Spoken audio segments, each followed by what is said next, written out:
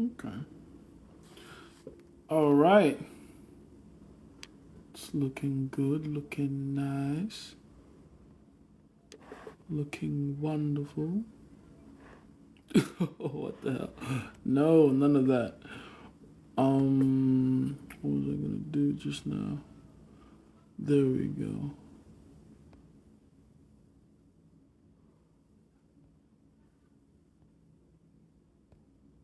There we go. Much better. That's what we're supposed to do. All right. Can we hear me? Can we see me? Are we good? What's up, Sammy? What's up, Fish? Can we hear me? Can we see me? Are we good? Excellent. There we go. Oh, I gotta silent that. Much better. Much better. Okay.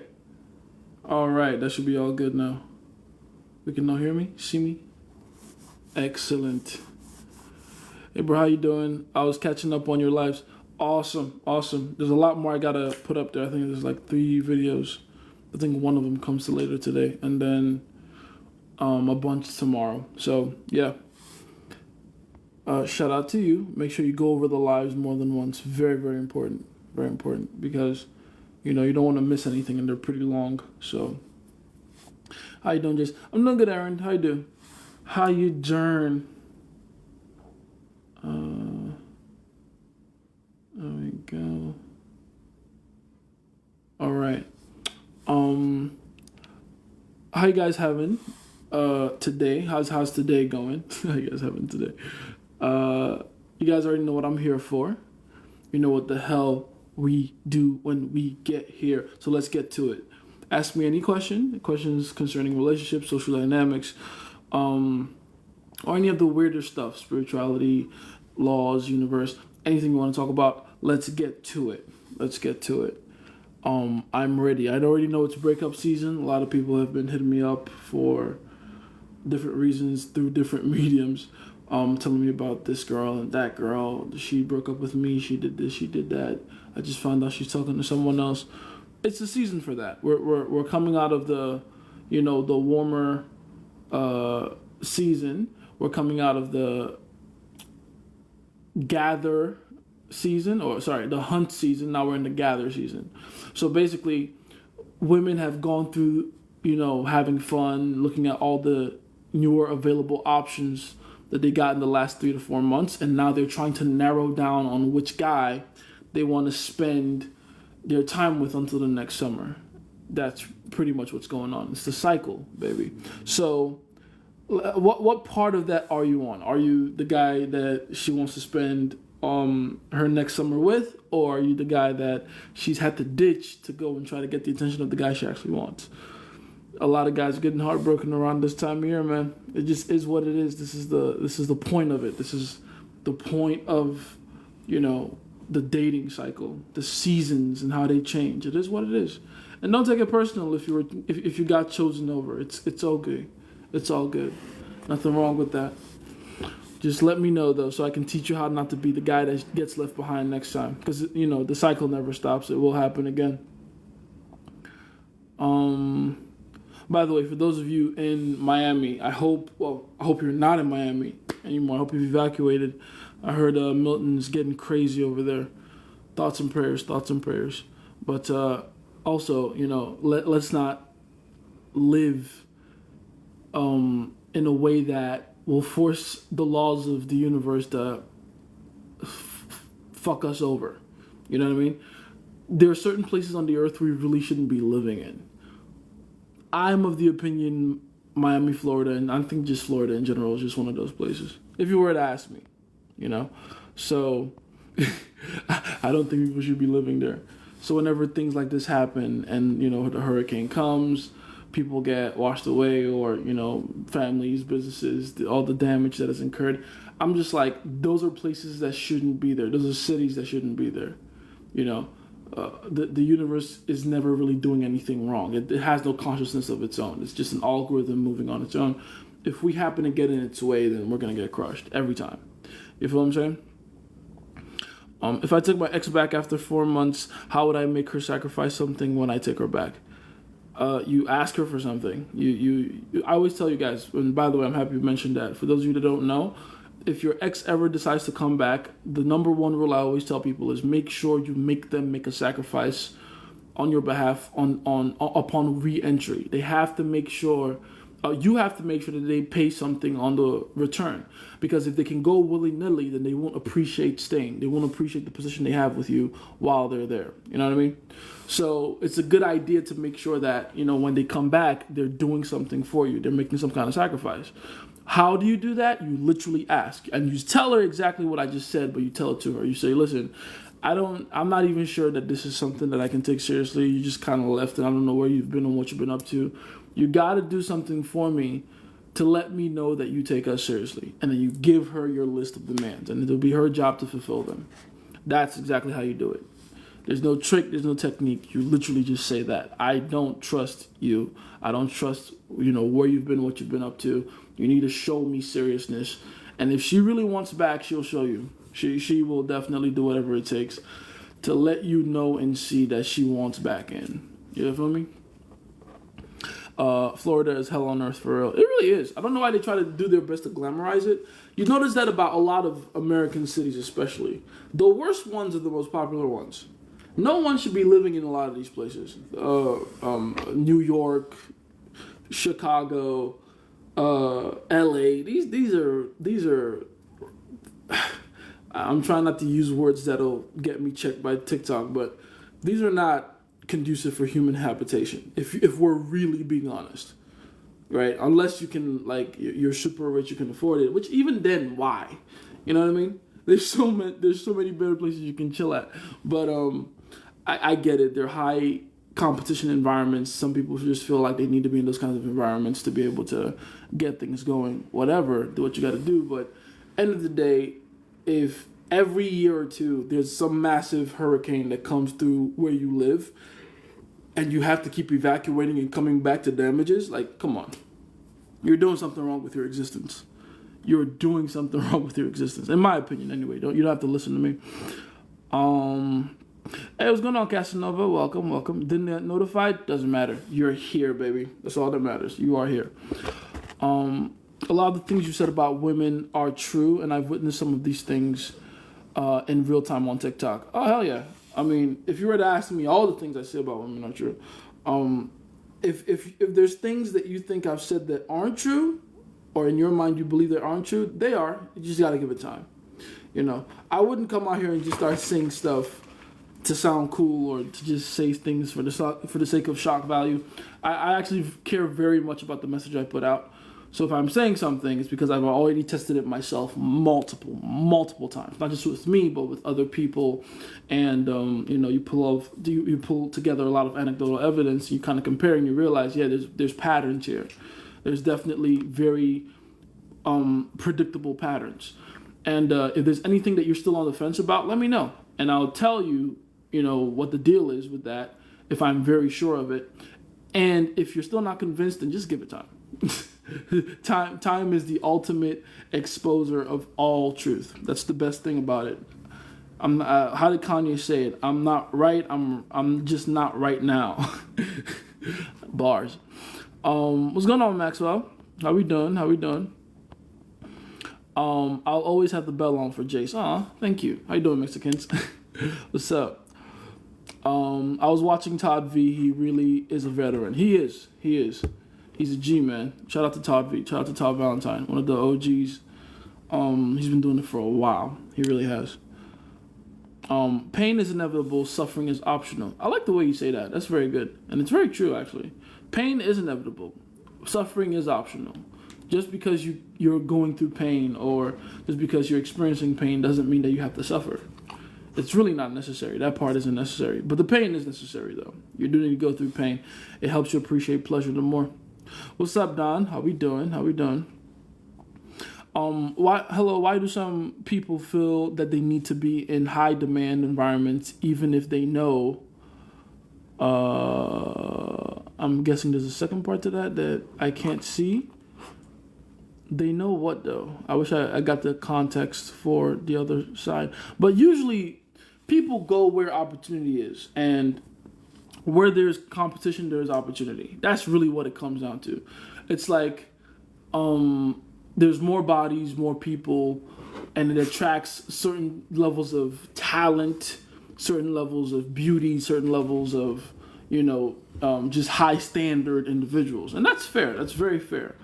Some people feel like they can't make it without, in their industry, in their particular industry, without going to a certain city. And I get that. Like, if you want to make it at something in a certain industry, then you probably want to go to certain states or cities, because you get more exposure that way. With that said, though, I also know for a fact that the law of value and your ability to provide value supersede those laws. Positioning is amazing, and positioning is very important. But you want to know the best position you can have? It's like higher demand. It's fucking actually being able to provide more value than everybody else in your environment. Like, out-competing everybody. You don't have to be physically where everyone is to be able to provide more value. And I think it's kind of weird that people limit themselves mentally into thinking that that's the case. If the only way you can have value is to be in a certain place, then how valuable are you really? Right? Real value will shine through regardless of where you are. And that's the point. Like, it doesn't matter where LeBron James was or where he came from. That talent would have been caught and seen and scouted by someone. And he comes from like Akron, Ohio. You know what I mean? So that's how value works. It doesn't really, like, physical location comes secondary to actual psychological location, if that makes sense, because that's essentially what value is. But yeah, let me see if you can give me like the rest of that question. I like the second part of it. Bro, what do you do if your girlfriend says she's lost feelings? First step, you cry about it. No, I'm just playing. Your girlfriend's lost feelings is just usually a girl's way of saying that she's lost attraction for you. In order to know what to do, you have to know what you've done so far to get to that point, because it's your fault, right? It's your fault if she's lost feelings. And she's lost feelings, by the way, because you have been behaving in ways that makes her see you as not as attractive. You've been behaving in ways that makes her lose respect for you, not, be excited by you anymore. You're probably very predictable in your behavior, very stable. You're not a guy that inspires her to feel a variety of emotions around you. So that's why you're there. That's why the feelings are gone. All you got to do from this point on is just start being more exciting, start being more unpredictable. Go back to doing hard things that make you earn her respect. That's really what it comes down to. You've probably done a lot of compromising in your relationship for the sake of peace, which is a big mistake all men make, right? They think, I'm going to make this compromise so that my relationship could keep going.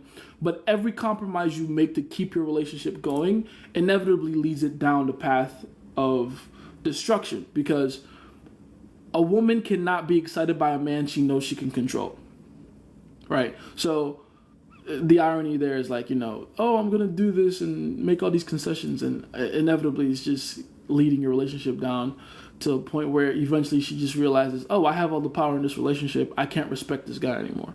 It's very funny, but it's very true. But yeah, that's what you got to do. You have to take more, control over your relationship and actually begin to do things, or more specifically, go back to doing the things that got you hurt in the first place. Be exciting, be a challenge, push back, be playful, and show some aggression from time to time. Just have some balls. That's the major advice there. Have some fucking balls.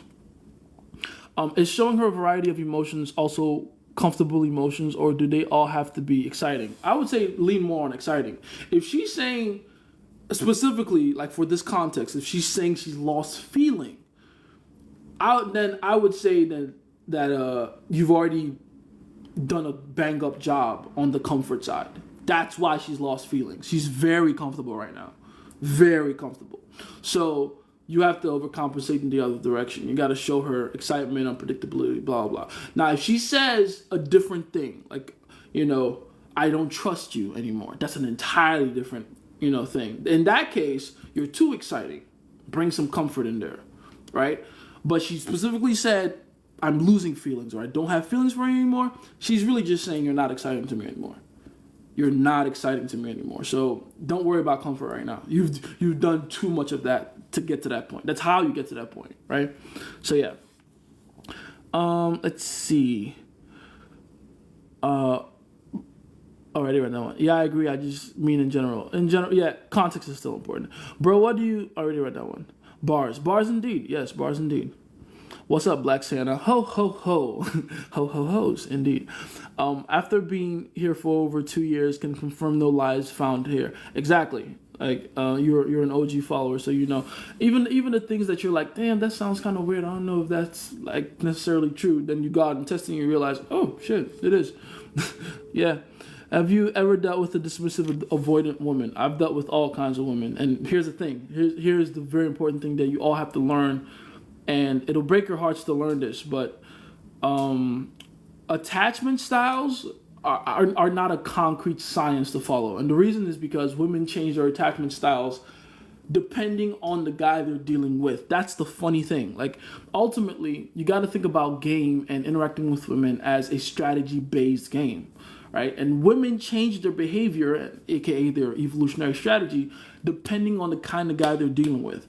I've gone through so many situations where, you know, I have a guy in my life tell me that, you know, he dated a girl that I'm dealing with right now, and with him she was a certain way, but with me she's an entirely different way, an entirely different attachment style. You know, so attachment styles is just like whatever avatar she's choosing to carry on with that guy in that moment. That's the first thing.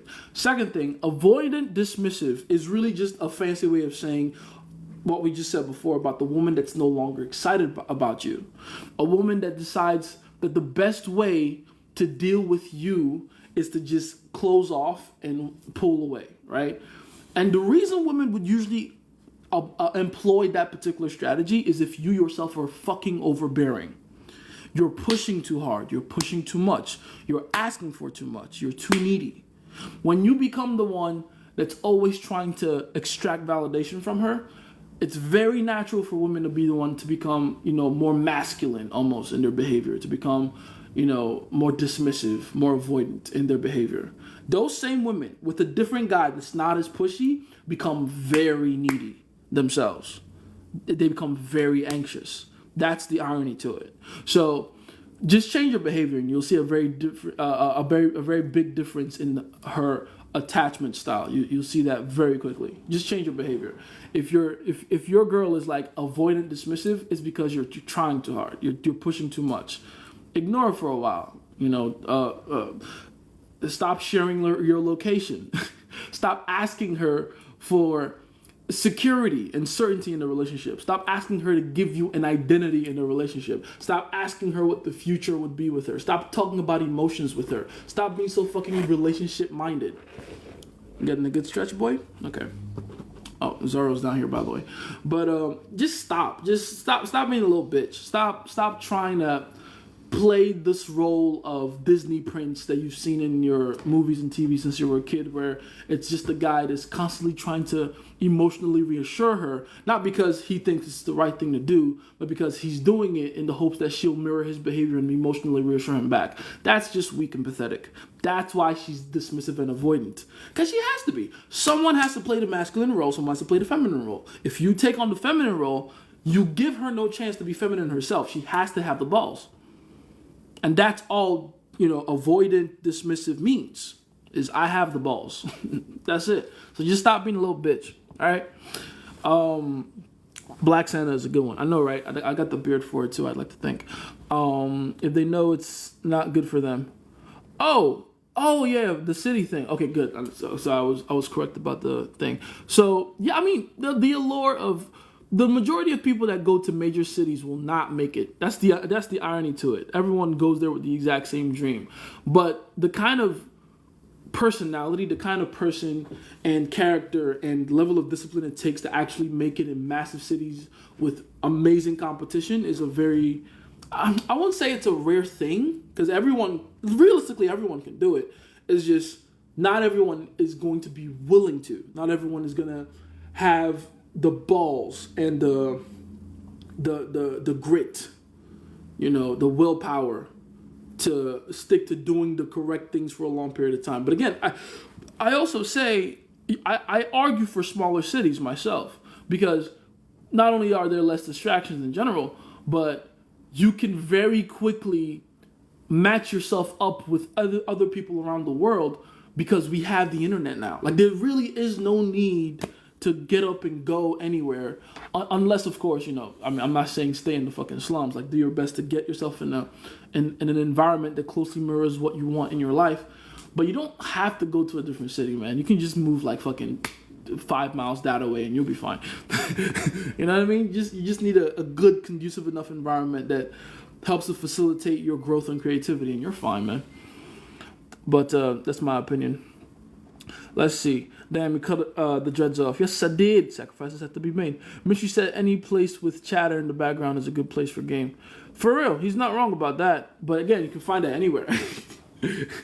What's the hardest thing you asked a woman to do for me? Is that what you mean? I don't know it depends. I think the irony, though, is the correct answer to that question is I once asked a girl to essentially abandon her family for me.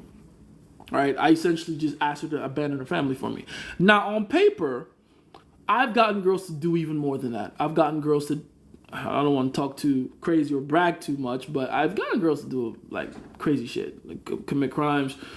Not that I'm out here being a criminal. I'm just saying, like, slightly bend the rules and shit. I've asked girls to do things and give up things and make sacrifices for me that a lot of people, even a lot of women themselves, would just never believe they can do for a man. Even women themselves that don't believe they can do that for a man, I got those women to do it for me, right? But the reason I count that one as the biggest one is because of the context behind it, how important her family was to her, how much she needed them for support, and how and like the ask.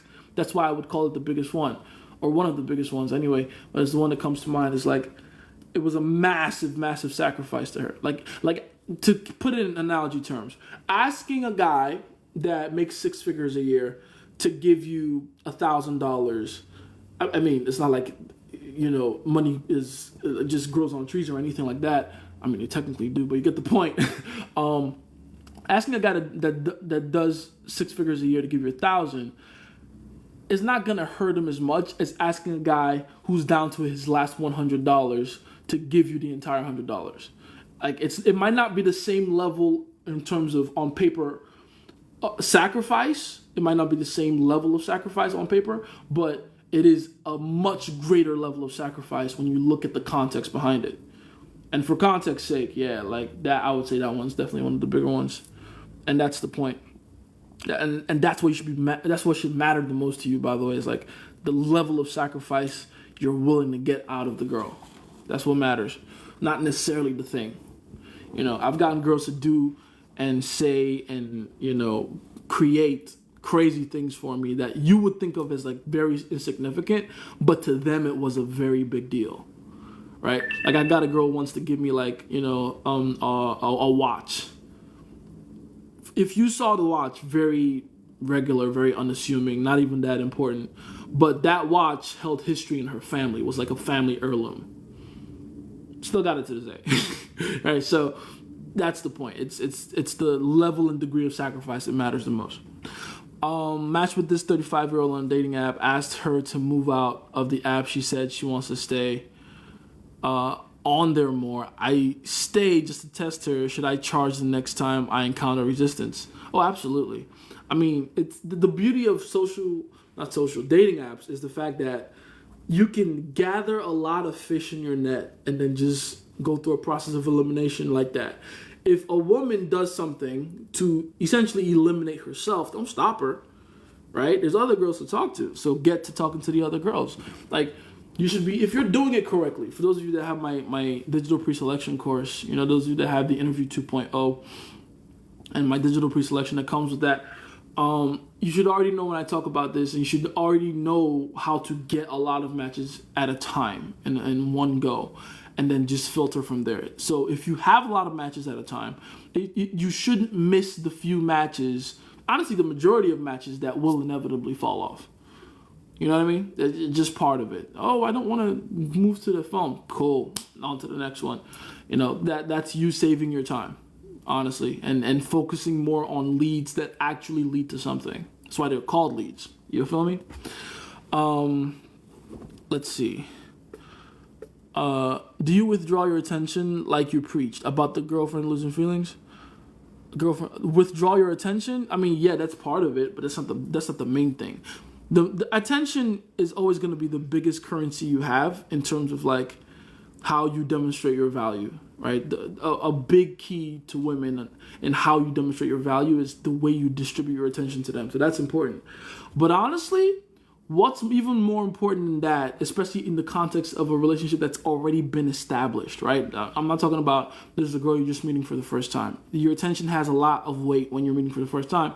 But as time goes on, you become a little more familiar to the girl. At that point, what really pushes you forward is the respect she has for you. So you have to do things that garner her respect, aka hard things, because that's how you earn respect as a man in the world. But you got your nails out here. Your respect is what really pushes you forward the most. So make sure you're going out of your way to do things that generate more respect. That's what matters. Okay. Let's see. On the more is so. I already read that one. A while back, you gave me advice about being more militant with my time. I've been doing that too. Refigure my past F-zone situations. Oh, like friend zone? Okay. I've had some success and some failures. Let me know about them. How do you exactly go about letting her know that in exchange for my time, I need more physicality without sounding crude? You don't actually ever have to say that, overtly. It's something that's communicated subconsciously. And also, it shouldn't be like, you shouldn't think about it like a trade, like more time, more physicality. It shouldn't be like a one-to-one trade like that. Your physicality should be seen as a part of your time. Does that make sense? Like, your attention is your physicality. Like, when you have girlfriends in your life, why do you think they're always trying to have sex with you? That's if you get into the relationship correctly, right? If you do it incorrectly, then you're the one chasing the sex all the time. But if you have a good relationship, your girls, mostly you're monogamous, your girl is the one that's going to be trying to get your attention all the time. Why does it happen like that? Because essentially getting naked with you is the time and attention that she's trying to get. That's the point. Like, anything that requires her doing any activity with you, whether it's naked or not, is the validation she gets. Do you get the point? The physicality shouldn't be something that you require as payment. It should be something you should be giving her as payment. That's a part of your attention. See, so it's you're having more of a mindset issue there, not even like a technique issue. You're giving away the prize, thinking that it's something that you have to trade. Meanwhile, you're the prize. You see what I'm saying? You don't have to do it like, in order for more of my time, you got to get naked with me more. No. She'll appreciate your nakedness when she knows she has to work for it. That's the point. So, change your mindset around that. Your nakedness is more of a compliment to her than anything else. It really is. Let's see. From the ring to the king to the... Oh, God. Is that KSI song? Where's my crown? That's my bling. Always trouble in her. Oh, my God. That song would have been a banger in 2016. I just want people to be honest about that. He's clearly stayed stuck in his music, right? He hasn't evolved that much, which is unfortunate because there's a few songs of his that I actually do like. Like Red Alert was a great song when it came out. I still bump Red Alert from time to time. It's a great song. For those of you that haven't heard it, go listen to KSI's Red Alert. It's a good song. But yeah, he's been stuck in making meme songs since 2016. So yeah, the world is finally punishing him for... Buddy, you're gonna fall off soon. Chill. There we go. The world is finally punishing him for not evolving in his music. It is what it is. Let's see. Yeah, I agree. I just mean to argue on that one. Jace, what are some good examples of risk taking in front of women you can perform? Honestly, the best thing is do it with your life. Take risk in your life, and then you can tell them. I mean, maybe not overtly, but you can definitely talk about them.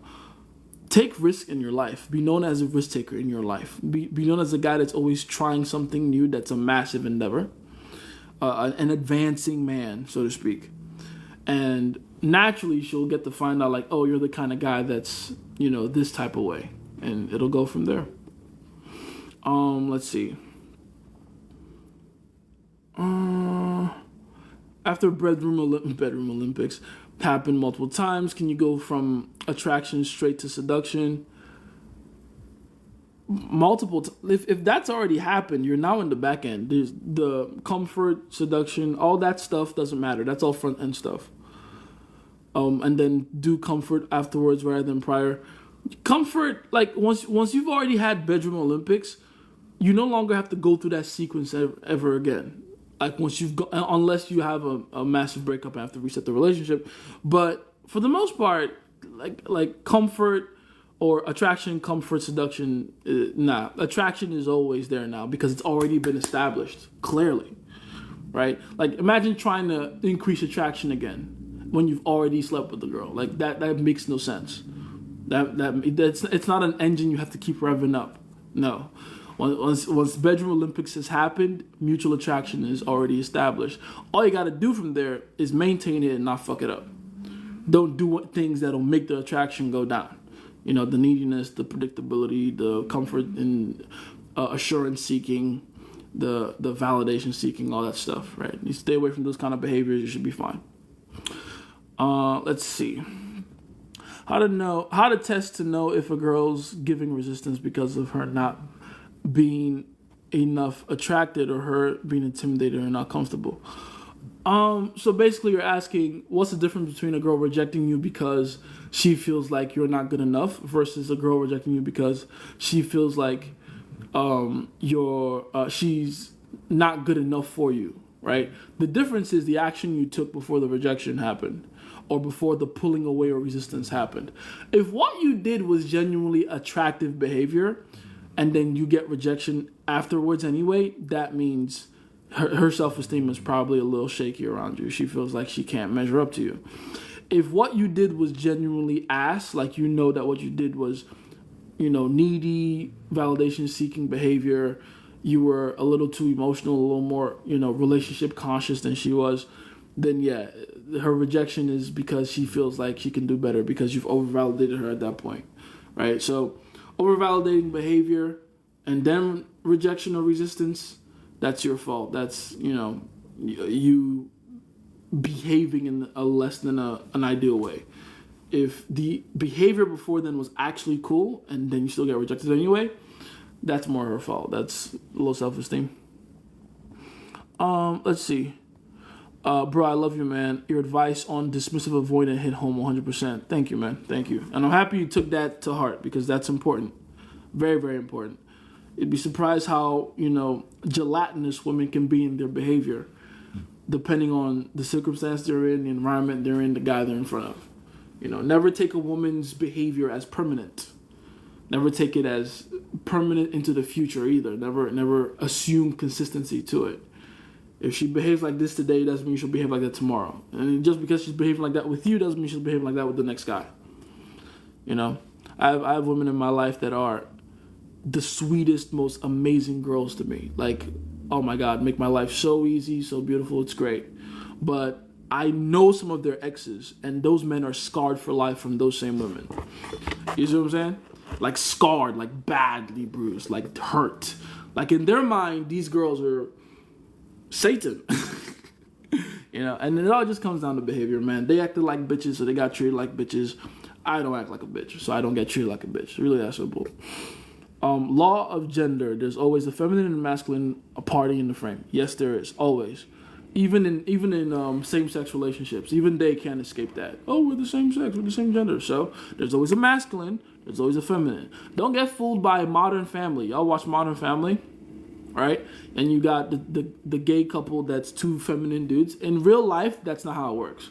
It's never two feminine dudes. It's one masculine dude and one feminine dude, or at the very least, one gay dude that's more masculine than the other. Someone has to be the top, someone has to be the bottom. That's how it works. Also, I've had a situation where a girl who I was in the friend zone offered to sleep with me to keep me around, but I feel as though there's no attraction to me. Should I leave that one alone for now? Sleep with you to keep you around sounds to me like attraction. I mean, what do you expect? A girl that doesn't like you or isn't attracted to you isn't going to offer sleeping with you as the last resort. Does that make sense? She'll offer everything else, but not that, if the attraction isn't there. Does that make sense? So, nah. I think you're incorrectly reading that situation. I think that's a girl that, I mean, a better way for you to put it would be maybe she doesn't actually like you like that, but she doesn't want to lose out on the opportunity from being with you, right? She has FOMO. She's probably looking at all the other girls around you. The competition anxiety is getting to her, and she feels like she needs to do something to get you to stay and to get you to keep giving her time and attention. But that doesn't necessarily mean that you were always going to be her first choice. You know what I mean? What is your opinion on chivalry?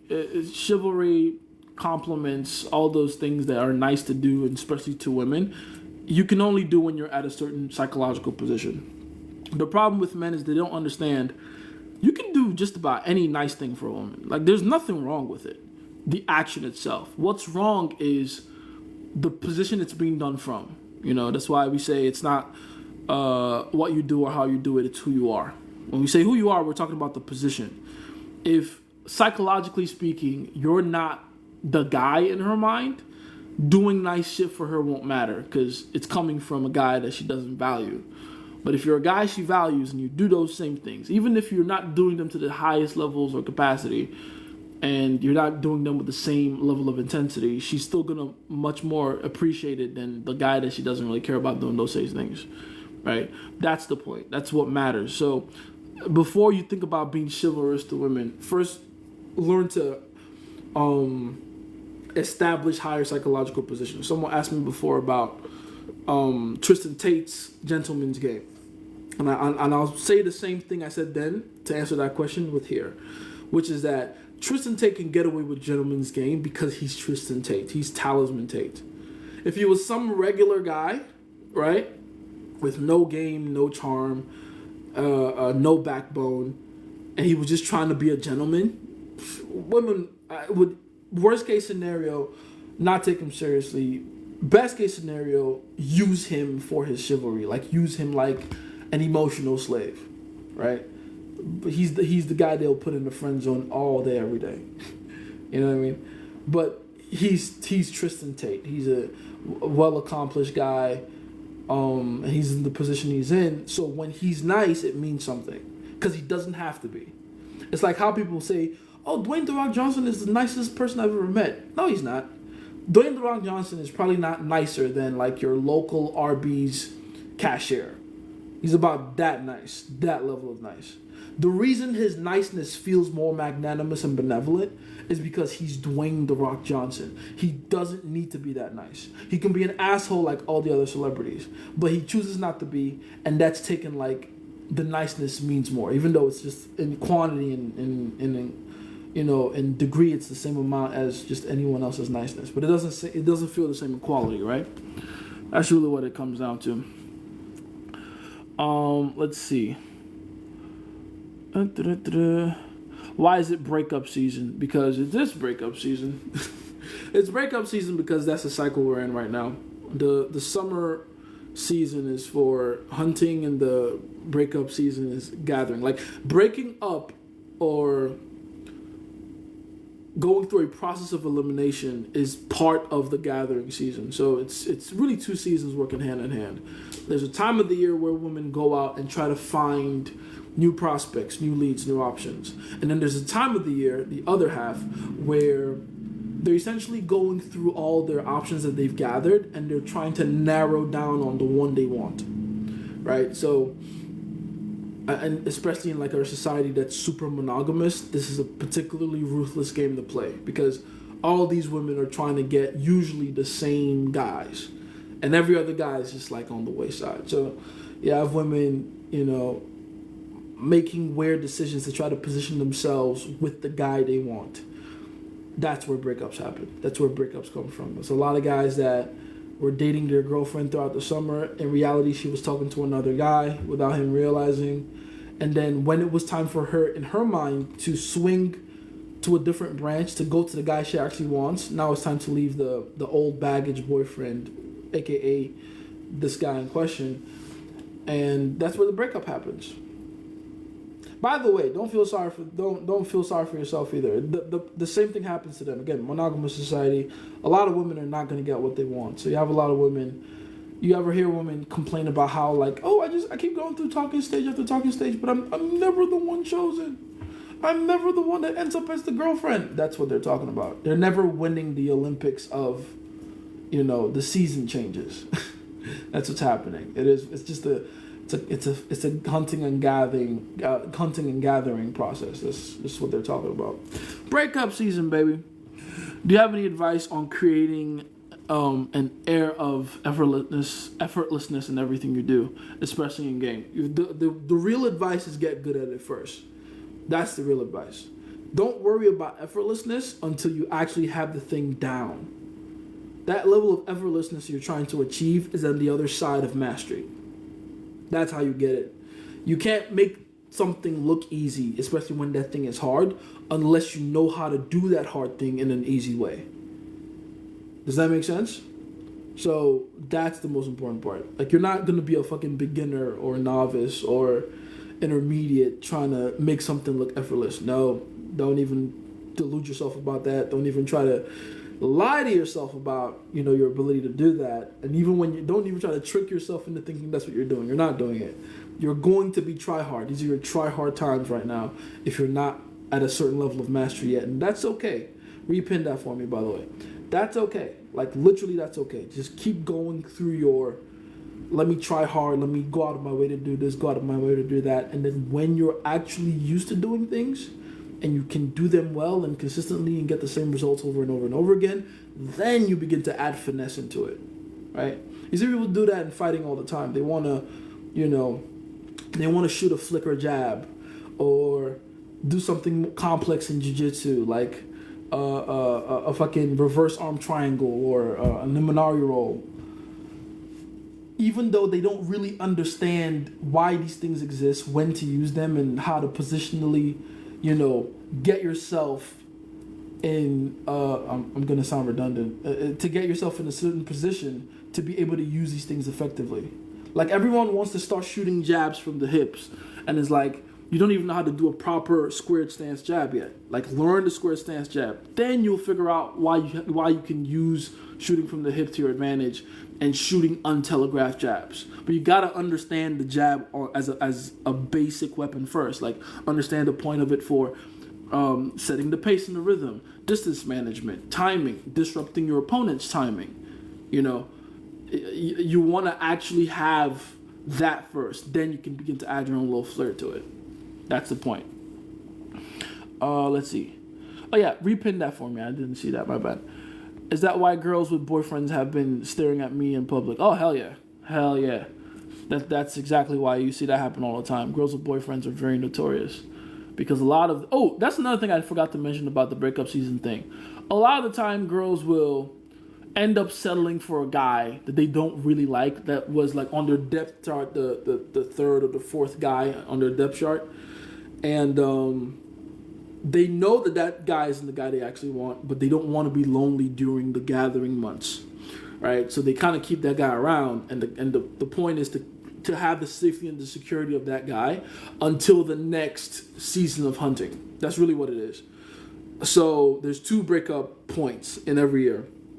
Just before hunting season and just after hunting season. That's why that exists. That's why, all breakups are before summer, after summer. That's why it happens like that. That is why it happens like that. Keep that in mind. Let's see. Yeah, I asked just to take ingredients. Thanks. No problem, man. Ingredients, he said. Told the girl that I'm going back to the country to see her, and she ghosted me for 5 hours. Told Oh, they used the same thing you wrote. But yeah, sounds about right. That's because the girl doesn't like you. She don't like you. You were out here asking for too much. You clearly did everything incorrectly up until that point for her to not want to see you when you come around. You know, you were probably the guy she was getting free time and attention from long distance. And that's all you were. You weren't you if I were to ask you what else have you gotten out of this girl except for trying to get to meet her in person, I promise you would tell me stuff like not much, you know? Always remember, if you're gonna do a long distance thing, the sacrifices they're making for you over that long distance is important. Very, very important. Okay? About the girl who lost feelings after she said I acted like I'm finally free and she started asking if I really loved her. LOL. Okay, that's good. That's a good way to correct it, if anything. Now she's curious about her usefulness to you. Every girl wants to be important to you, even the ones that try to break up with you, right? They want to know, at least feel like, when they leave, it's gonna leave a significant, chasm in your life. It's gonna leave a significant impact. If you act like you don't care when they leave, then for them, job's not finished, job's not done. So they have to stay to keep making that impact. That's the beauty of it. They want to be important. They want to think, oh, I left him now. He's devastated. Women are very weird when it comes to their need for validation. They're always trying to drag validation out of everything in every situation. It's kind of gross. But that's the creature they are. There's this provider guy marrying the wizard Liz. She has options, obviously. Does she just want stability? Oh yeah, it could be just that. I don't know I don't know who these people are. The wizard Liz, who is that? How old is she? Her age will probably tell me a lot more about the situation than anything else. If she's above the age of 27, 28, then yeah, she's probably looking for just provisioning at this point because time's almost up for her. She needs to hurry up. Let's see. I've been talking to this girl for about 3 months and she keeps hinting about a relationship. How should I go about it? You let her, come out and ask you overtly. No hints around here, You don't want to take hints. You don't want to take hints. If you're out here trying to catch hints, that already tells me, by the way, that you might be a little too excited for the prospect of a relationship with this girl. Not that you shouldn't want a relationship with her, not that it's a bad thing, but you always want to make sure that she's the one that's more concerned with it. Besides, once you understand what relationships are, you stop seeing them as a win for you, right? All a relationship is a way for the woman to lock you in and extract your resources and value. That's really what it is. It's if you're being honest with yourself, it's not something that you should be that excited about. Honestly, if anything, it's something that you should do for fun and just to tease and play around with women's emotions because it's fun to do sometimes as long as you know what you're doing. But for the most part, it's just relationship, dude. It's just a label. On an evolutionary level, our reptilian and limbic brains cannot identify what a relationship is. It's just it's a social construct. It doesn't really exist. Your dick can't tell the difference between you fucking a girl that you're in a relationship with and the girl you're not. It's just it's just another opportunity to extract replication value. That's all that's happening. You know what I mean? She's 25, famous on TikTok for giving girls advice on being attractive. Yeah, sounds about right. Just, yeah, she feels like she's out of her prime. She's got to lock that one down. Yeah, good for her, man. Let's see how her strategy works out for her. Let's see.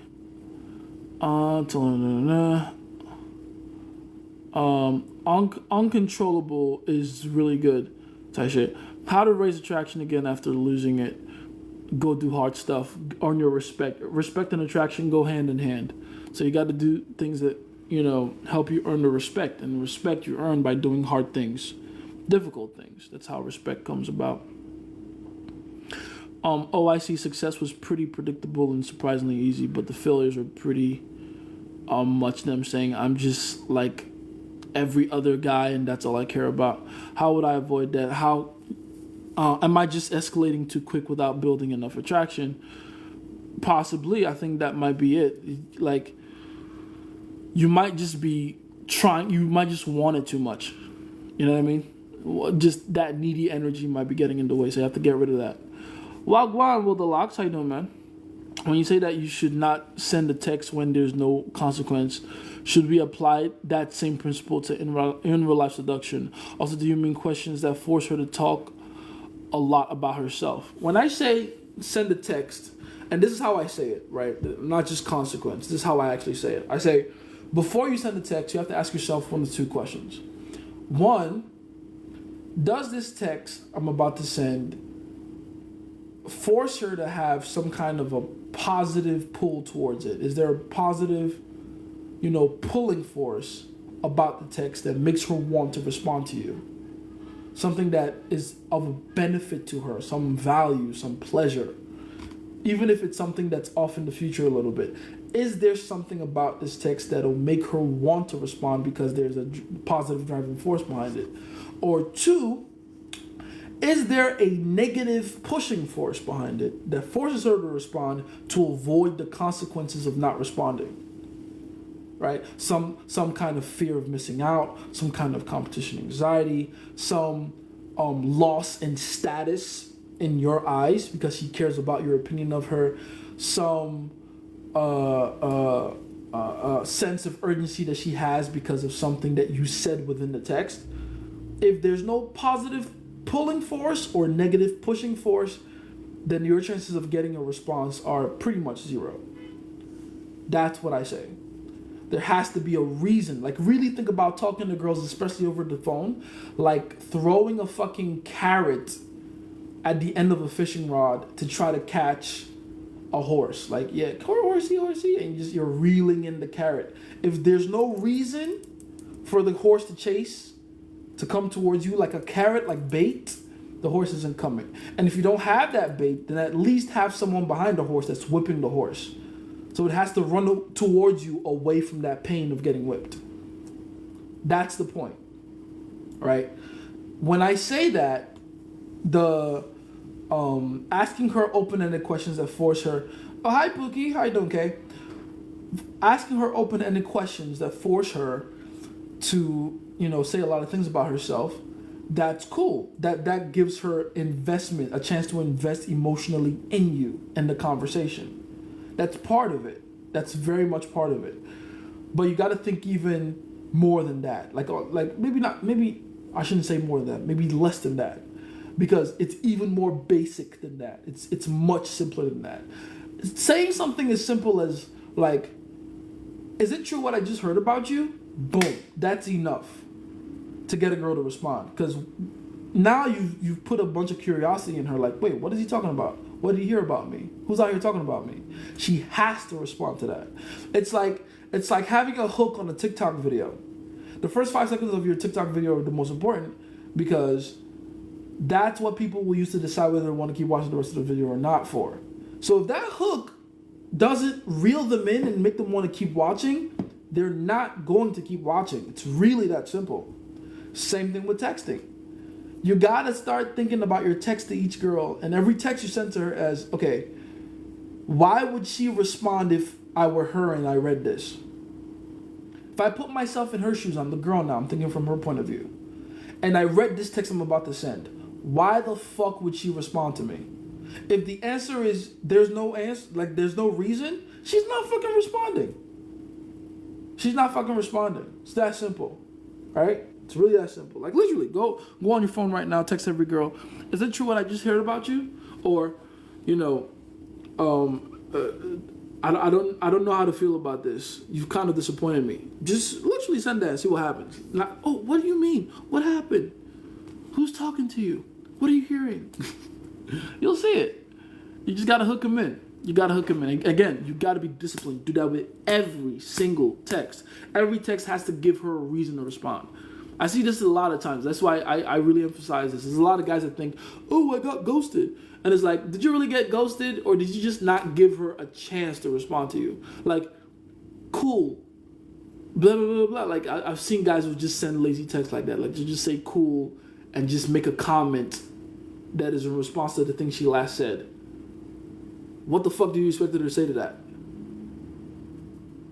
Like, if someone texted you okay, that's nice, have a good day. What the fuck are you gonna say to that?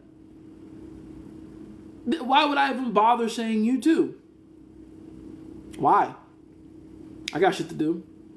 And that's the point, right? So you always got to be thinking about, okay, hook her interest, increase her emotional investment, increase her emotional investment. Every single text. It's just better that way. Let's see. Why you say that you should, I already read that one. Texting. Oh, by the way, for those of you that don't have it yet, please just go and get the fucking interview. Link in my bio. It's literally all in there. Just the interview, the section for texting, and then digital pre-selection for getting girls from online to in real life dates. I literally go over those things in massive detail there. So go over those things. Let's see. You promised to drop on YouTube, then gave us a 7-minute video. Don't be stingy now. That's funny. I thought I scheduled it for yesterday. It was this morning. I was going through my YouTube studio and I realized, oh, I didn't schedule that correctly. I thought I scheduled it for yesterday, 7 p.m. But yeah, a bunch of them, other ones are gonna be dropping. It's all good. It's a bunch of lives, really. So you're gonna be seeing a bunch of that. There are some more 5-minute, 4-minute videos in there. So keep that in mind. My boy, he's so sleepy. He was running all day today. Let's see. Yeah, you just gotta let the game sip into your subconscious. Then you can do the fancy stuff. Basics first. Indeed. Just started my master's, and why I had 2 bad colleagues hit on me while I'm currently at my lowest, because maybe they can smell that you don't give a fuck. Jace, it's not possible again. No notification. It's fine. At least you're here. That's what matters, right? Don't worry about the notifs. If the notifs aren't hitting you up, then my energy will, and you're here. So it worked. Let's see. Girls stare at me in public but never come up to me while approaching my friends. I've been told I was attractive, but this doesn't correlate. Are you sure they really approach your friends? And if they are approaching your friends, how are they doing it? Because why are we expecting women to do the approaching? This is, the chances of that happening are so slim. Those are very unique circumstances, and those are rare circumstances. I don't care how attractive they think you are. Women are very, very deathly afraid of rejection, right? And this is even women in your life already. Women in your life are deathly afraid to get a no from you. How much more strangers? You know what I mean? So, yeah, I think your expectations are off. Readjust them, and go with Christ. Alabaster Girl says women are concerned with the future. Is that why reassurance is to do with what? What's the second part to that? Let me know. Showing them you see some sort of future with them. Yes. That's what reassurance is in a nutshell. Women are very concerned with their future with you because they're always looking for security from you. And all security is just, peace of mind. And all peace of mind is assurance into the future. That's really it. They want to not worry about what comes next. The problem is, and this is where assurance gets kind of tricky, too much assurance gives them too much predictability, too much stability. And you might think, oh, isn't that a good thing? No, it's not, because now it kills the excitement. And when you kill the excitement and unpredictability, you kill the attraction, right? That's why I have an entire series I have on YouTube. Everybody needs to go watch it. It's called Attraction Killers. A lot of things that people say and do that they think is good and useful in a relationship, that in reality is just killing their relationship. If you tell your girl, especially your girl, anything that makes her feel like she has a concrete 100% guaranteed future with you, you're fucked. Right? You might think it's a good idea to tell that girl, I'll be with you forever. Even if we break up, I'll never get with anyone even after you're gone. Saying things like that just does nothing but make her feel like she has the ultimate tenor with you, which gives her no incentive to behave herself right now. If you have an employee in your company and you tell that employee, no matter how bad things get with us, no matter how you misbehave, come what may, storm or rain or sunshine, you will always have employment here. Even if you don't come to work, I'll keep paying you. Why the fuck would they clock in? You see the point? that's why it's bad to like, you know, mess around with giving women assurances into the future in a terrible way. You have to balance that out with also keeping that conditional aspect to it. Listen, I love you. I love spending time with you. You're an amazing girl. You're important to me. But please understand, if you fuck up, this is over. Like, half of the things I say to my girls are just straight up threats. Not even kidding. If you fuck up, this is over. If you do that, you may never see me again. I don't know. You just may never see me again, but you can try if you want to, though. Straight up threats. Psychological threats. And it has to be that way, by the way. It's not because I'm a bad person. I mean, I'm not a good person, but it's not because of that. It's not because I'm an evil person. It's because that's just the way the game is set up. Women don't behave themselves when they have all the assurance in the world. They just don't. They have no reason to. Right? Why do you think laws exist? I always talk about this analogy. Why do you think laws exist? Why do you think we can't just tell people, please don't steal, and then just leave it at that, and then just expect everyone to follow? No, because people love to break boundaries. Like, the human spirit is a restless one. It's insatiable too. We are always looking for ways to get over on someone else and, you know, get away with something we're not supposed to. And women are especially that way because they can't rely on physicality like men. They have to rely on like covert, subtle manipulation. So, if you don't give her a reason to behave herself, she won't. Just like the texting thing we were just talking about, if you don't give her a reason and want to respond, she won't. Exactly. Like, you're dealing with a very lazy creature. And again, it's not just women, it's humans. This is human behavioral psychology 101. People will always go with the more convenient route when it comes to decision making. And the more convenient route for women is to just not be a good girlfriend. It takes a lot of work for them to be a good girlfriend. A lot of work, a lot of time, a lot of energy, a lot of discipline. Right? What girl doesn't just want to kick up her feet, never go to the gym, eat whatever they want, do whatever they want to do, and just still know that no matter what, you'll be there to keep them safe and provided for and looked after? They all want that. Every last one of them wants that. In the deep, you know, core of their hearts, that's all what they all want.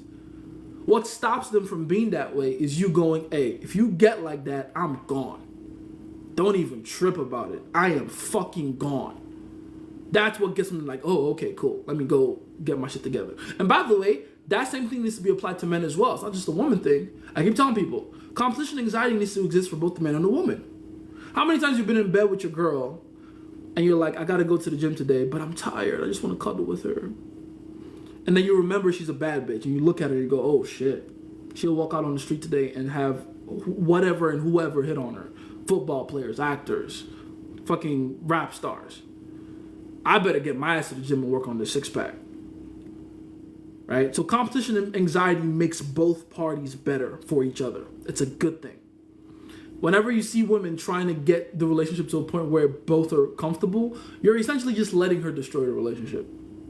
You're letting it happen at that point. Don't. Okay? A bit of a long rant, but I gotta cover all the bases. Let's see. So don't date them once they hit 27 to 28. Oh, no. I'm not saying don't date them at all. No, what? Nah. Sometimes it's the best woman to date. What I'm saying is understand that her time, where she's at in the world, and specifically the distance she has from her prime years of sexual agency definitely changes her behavior and her sense of urgency around, you know, concepts like commitment and marriage and stuff like that, right? So, you know, you're playing a game, and the NPCs behave differently under certain circumstances and conditions. Use that to your advantage, you know? Let's see. I told about the girl who lost feelings. I withdrew my attention. Now she's asking me when I'm gonna be home. Oh, you live with her? Ugh, that's tricky. It's a tricky one because you have to do even more work to get out of that lost feelings arena. When you're not living in the same place together, then you at least have some unpredictability going for you. But when you live together, yeah, the routine is set in motion. So you have to do a lot more work to get out of it, you know? I read The Way of the Superior Man. I found out I was already doing the breathing exercises. Tight shit. How long have I been live? I honestly, I think I'm about an hour now, maybe a little more. You just said, I heard something about you quadruple texting me. Exactly, see?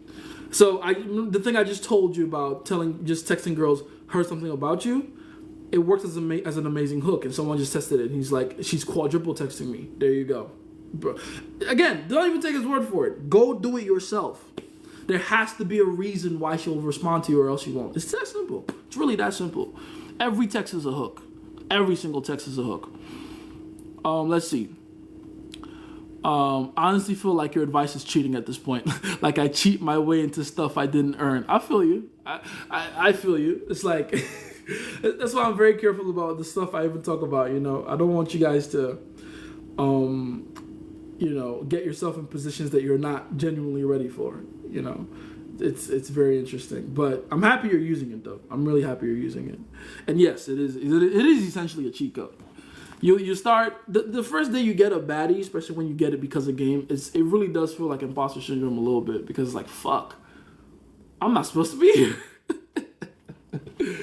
It's so cool. But once that happens, then, you know, it's kind of wraps. You just keep living like that. It becomes normal for you. I've been using the line, come give me a kiss, 10 out of 10 works every time. Thank you, man. No problem, man. No, that's a funny line, too. That's so funny. How you doing, Esat? Been a while. How you been, man? Hey, cats are not bad pets. They're terrible pets. Terrible. Isn't that right, buddy? Oh, he's sleeping right now. You can't see him. But, you know, buddy, tell them, yes, cats are terrible pets. Yes, they're terrible. Cats are terrible. Because they force you to psychologically bend your will to theirs. And, you know, I've seen videos on the internet of people going, oh, well, if a man doesn't want cats or like cats, that means he has a problem with boundaries. No, I have a problem with fucking something that I'm taking care of, not fucking following my lead. If that makes me a bad person, so be it. I'm a bad person. I'm not going to take care of something, pour my time, energy, and effort into something, and that thing not fucking listen to me. Are you kidding me? Fuck my house. It's not going to happen. What should I reply to it, though? She begging me to tell her what I heard. Whatever you want to hear. Say, man, like, literally, whatever. I'm not even going to insult your intelligence by telling you what to say. Just literally say anything. It doesn't matter as long as that thing reels her in for the next text. A girl I just matched with told me straight she's not looking to collect men. What should I do? Collect men? I kind of flirted in the first text, so I know she's reacting to this, but should I tell her straight up that I'm not looking for nothing serious? This is a girl you just, like, met? Is that what you're talking about? Hold on. Matched with. Okay, so that's like dating apps. I mean, yeah, you could do that. Sure, but I don't think that's the issue here. The issue is you're allowing her to fucking set the frame. Well, how did the conversation get to the point where she's telling you what she wants? I don't give a fuck. Whenever I talk to girls, they don't tell me what they want. I don't care. And it's not because I don't listen. It's because I never allow the conversation to get to the point where she feels like she should have enough confidence to do that. For a woman to sit there and be like, this is what I want, that means you have managed the frame very incorrectly. Extremely incorrectly. I don't get to the point where girls tell me what they want. I just tell them what I want and they go with it or they don't. It's really that simple. The person that gets to dictate price is the person that's leading the conversation, is the person that's holding the frame. You just told me without realizing you're not the one holding the frame. How the fuck did she get to the point where she's telling... Like, women should be so scared to offend you when you're talking to them. You should have so much higher psychological position over them that they're not willing to risk sounding aggressive towards you.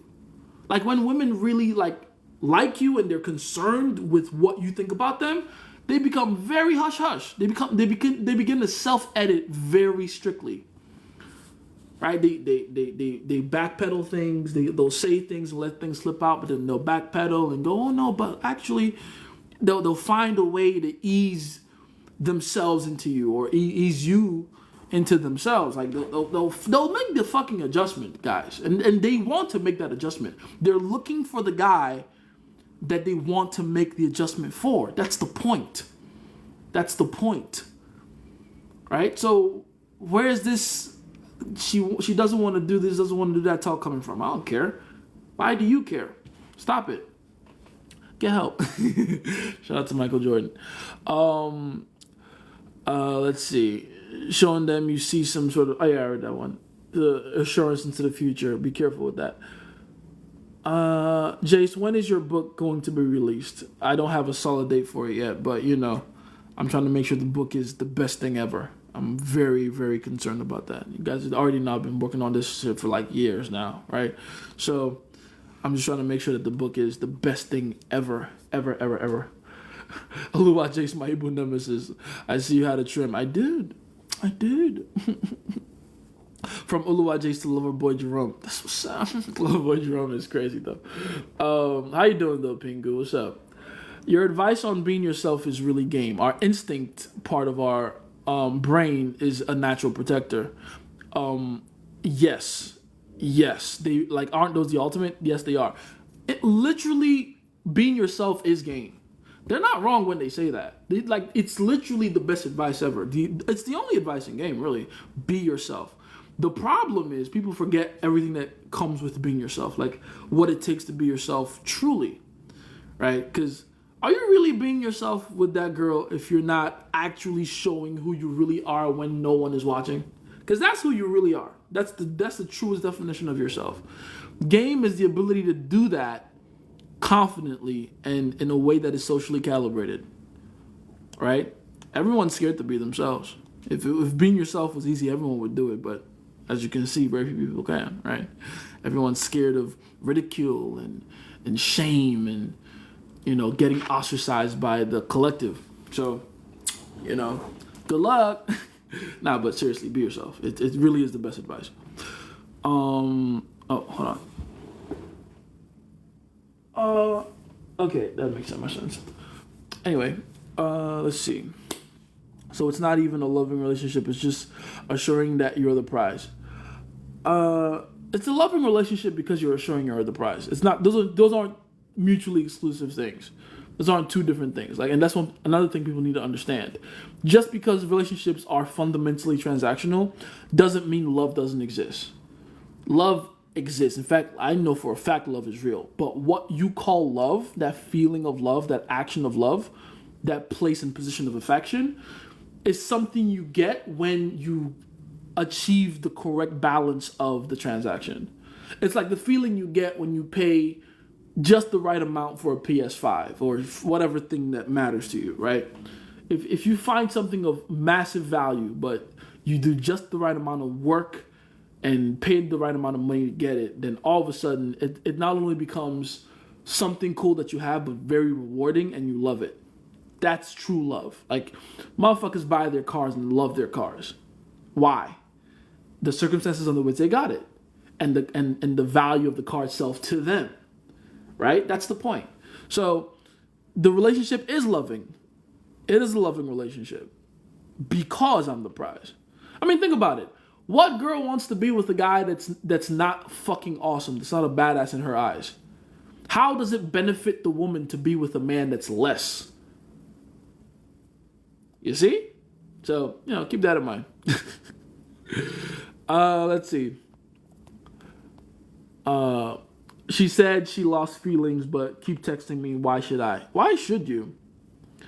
She said she lost feelings, and she's still texting you. That means she doesn't like you, but she still likes your attention. Do with that information what you must, right? Haha, motherfuckers buy their cars and love it. True. The way you said it, yes, and I'll say it again. Motherfuckers buy their cars and love it. Like, they buy the car and then see how much time and attention they still pay to the car, right? All the love, all the things they give to the car, the improvements they make, all the hours they spend improving the car. Like, come on, that's love right there. It's fucking love, About the girl who lost feelings, she doesn't live with me, but she comes sometimes for a visit. Oh, okay, I see. Limit those, please. Limit the visits. Who read the book She Comes First? I have never read that book, but it sounds interesting. What kind of book is it, though? Let me know. Under what circumstances should you move a girl in your house under the circumstance that she has made massive sacrifices to get to that point. Like, for a girl to be in your fucking space and environment for a long period of time. Like, I have multiple women in my life, but honestly, it's only like two that I spend like a decent amount of time with because they've earned that tenor in my life, right? And again, that's the point. It's like, you got to think about it like a company. You only give the employees that have earned that spot. Pretty simple, right? So it would depend on how much work you think is okay for you. I think it really depends on the guy. Every guy is different. But for me personally, I would say if she's made a certain degree of sacrifice for me, yeah, she can live with me. Why not? It's love. It's fucking love. You sound like Diddy. Oh, damn it. Wait, hold on. Where are my glasses at? There we go.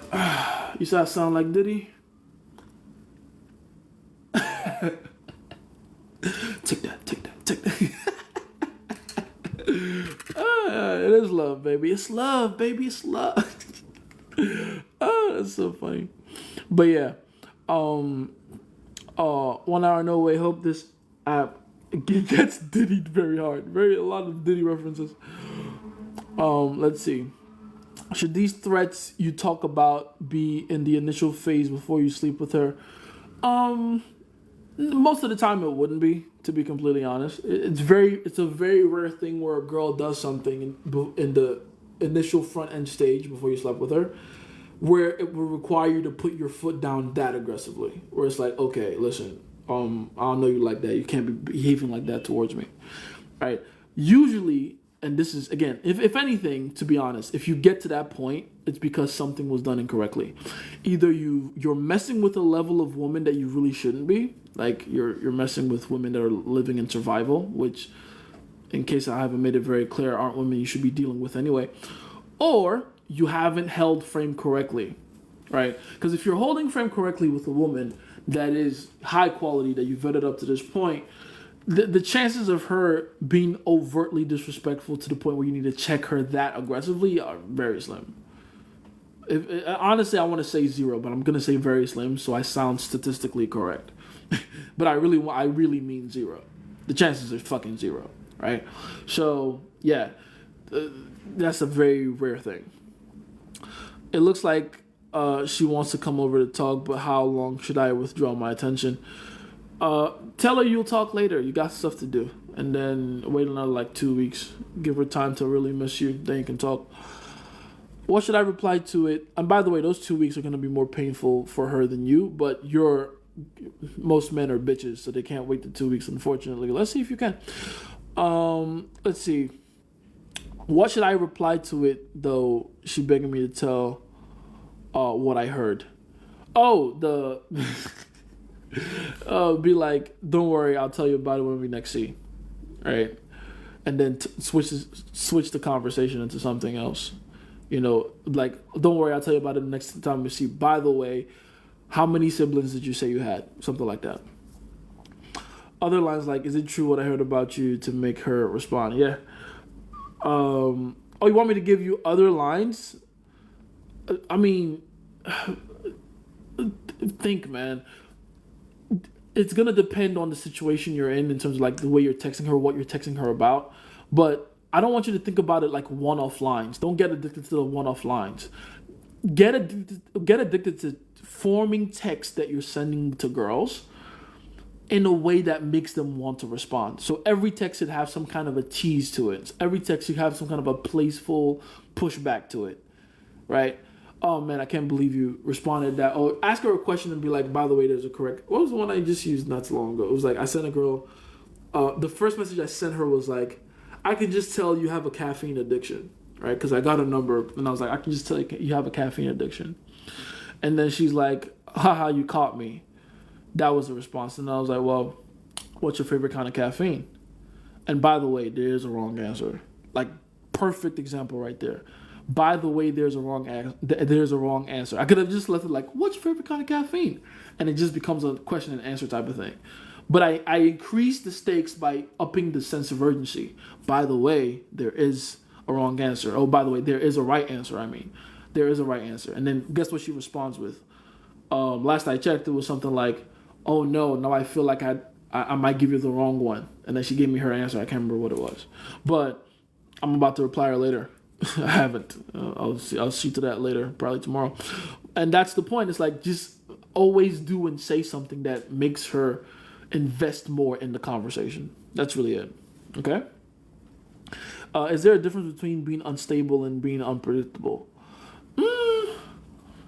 There is a difference. It's like every rectangle is a square, but not every square is a rectangle type of thing, right? Every unstable person is unpredictable, but not every unpredictable person is unstable. That's really it. Like one has more of a sense of control over their level of predictability than the other. So I would say you should lean more towards unpredictable, not necessarily unstable. But if you are unstable, then congratulations. You're a very exciting person to be around. Then again, you're also going to attract very unstable people as well. So, keep that in mind. How to deal with 9s and 10s with a lot of attention from rich guys. How to deal with them as a broke guy. The real secret to that is being more interesting. A lot of rich... First of all, the real difference between rich guys and broke guys is just the amount of work that we're willing to do. Well, I guess that too is a generalizing statement. Not every rich person worked for their money. Sometimes it's like they just... they were set up in a good position because their parents did the right thing. But regardless, a lot of just because a man is rich doesn't necessarily make him interesting. Like, don't confuse the two. What it takes to become rich doesn't necessarily make you an interesting person. Hopefully, when you get rich, you can use that to improve your access and resources and become interesting that way. But what makes you interesting is your experiences and the stories you gather along the way and your ability to communicate those stories to other people, right? That's what makes you an interesting person. I would say you can very easily beat most men on the planet, rich or not, by being the more interesting party. Like, even what we were just talking about with the texting thing. You're going to literally outshine most men by the way you text because you care about the emotional relevance of each text. A lot of dudes, especially rich ones too, don't remember or don't even realize that they have to put in a certain level of work to get that emotional relevance going, right? So they have a lot of crutches that they have to use when they can just really put the small amount of time it'll take to look more interesting in your text. Literally, it really, you'd be surprised how many men you beat out by doing something that small. It's very interesting, but it's very true. That's really what it comes down to. Women want excitement. Women want fun. Women want unpredictability. They want an experience they've never had before. And the best thing about that experience is that you really don't need money to do that. You just need a circumstance that you create between you and her where, she can feel a variety of emotions, right? She could go on some rich guy's yacht and have an amazing experience. And yachts are cool. But you can definitely give her a far more intense emotion by taking her to the fucking local fucking bar, going through the motions there, coming out, going to a different spot like a coffee store, going through the motions there, coming out, going to Target with her.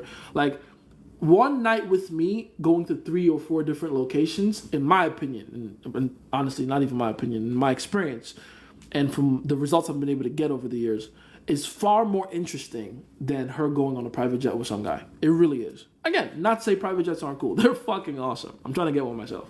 But, what matters is the quality of the experience you're providing these women. That's really what sets you apart. And if you can focus on that, everything else becomes an add-on. Everything else becomes a bonus. You feel what I'm saying? Very cool. What level of game are you on when you set a successful date without the girl's number? It's really not that big a deal. If anything, I would say that's not even that good, because why isn't she willing to give up her phone number to you? You got to understand, every bit of sacrifice you make a woman make helps you become more emotionally relevant to her. If she's going on dates with all these guys and she's making sure she's not giving them their number first, and you do the same thing, then you're essentially just the exact same experience like we were just talking about. You want to be the guy she breaks the rules for. That's the guy you want to be. You want to be the guy she breaks the rules for. You want to be the guy she gives the phone number to when she's not supposed to for her own safety. You want to be the guy that she sends family photos to, even though, you know, like you're not going to use it for anything, but you want to be the guy she breaks all the rules for. That's the point. That's the guy I want to be. Let's see. They pull up in big cars. I pull up in my Legacy Benz type shit. My Subarus, right? My I used to have so many jokes for legs and the car brands. Subarus, Legacy Benz, Legslas. What was that one? Toyota, like, you know, toe. You know, I used to have so many. I'm disappointed in myself for not remembering all of them right now.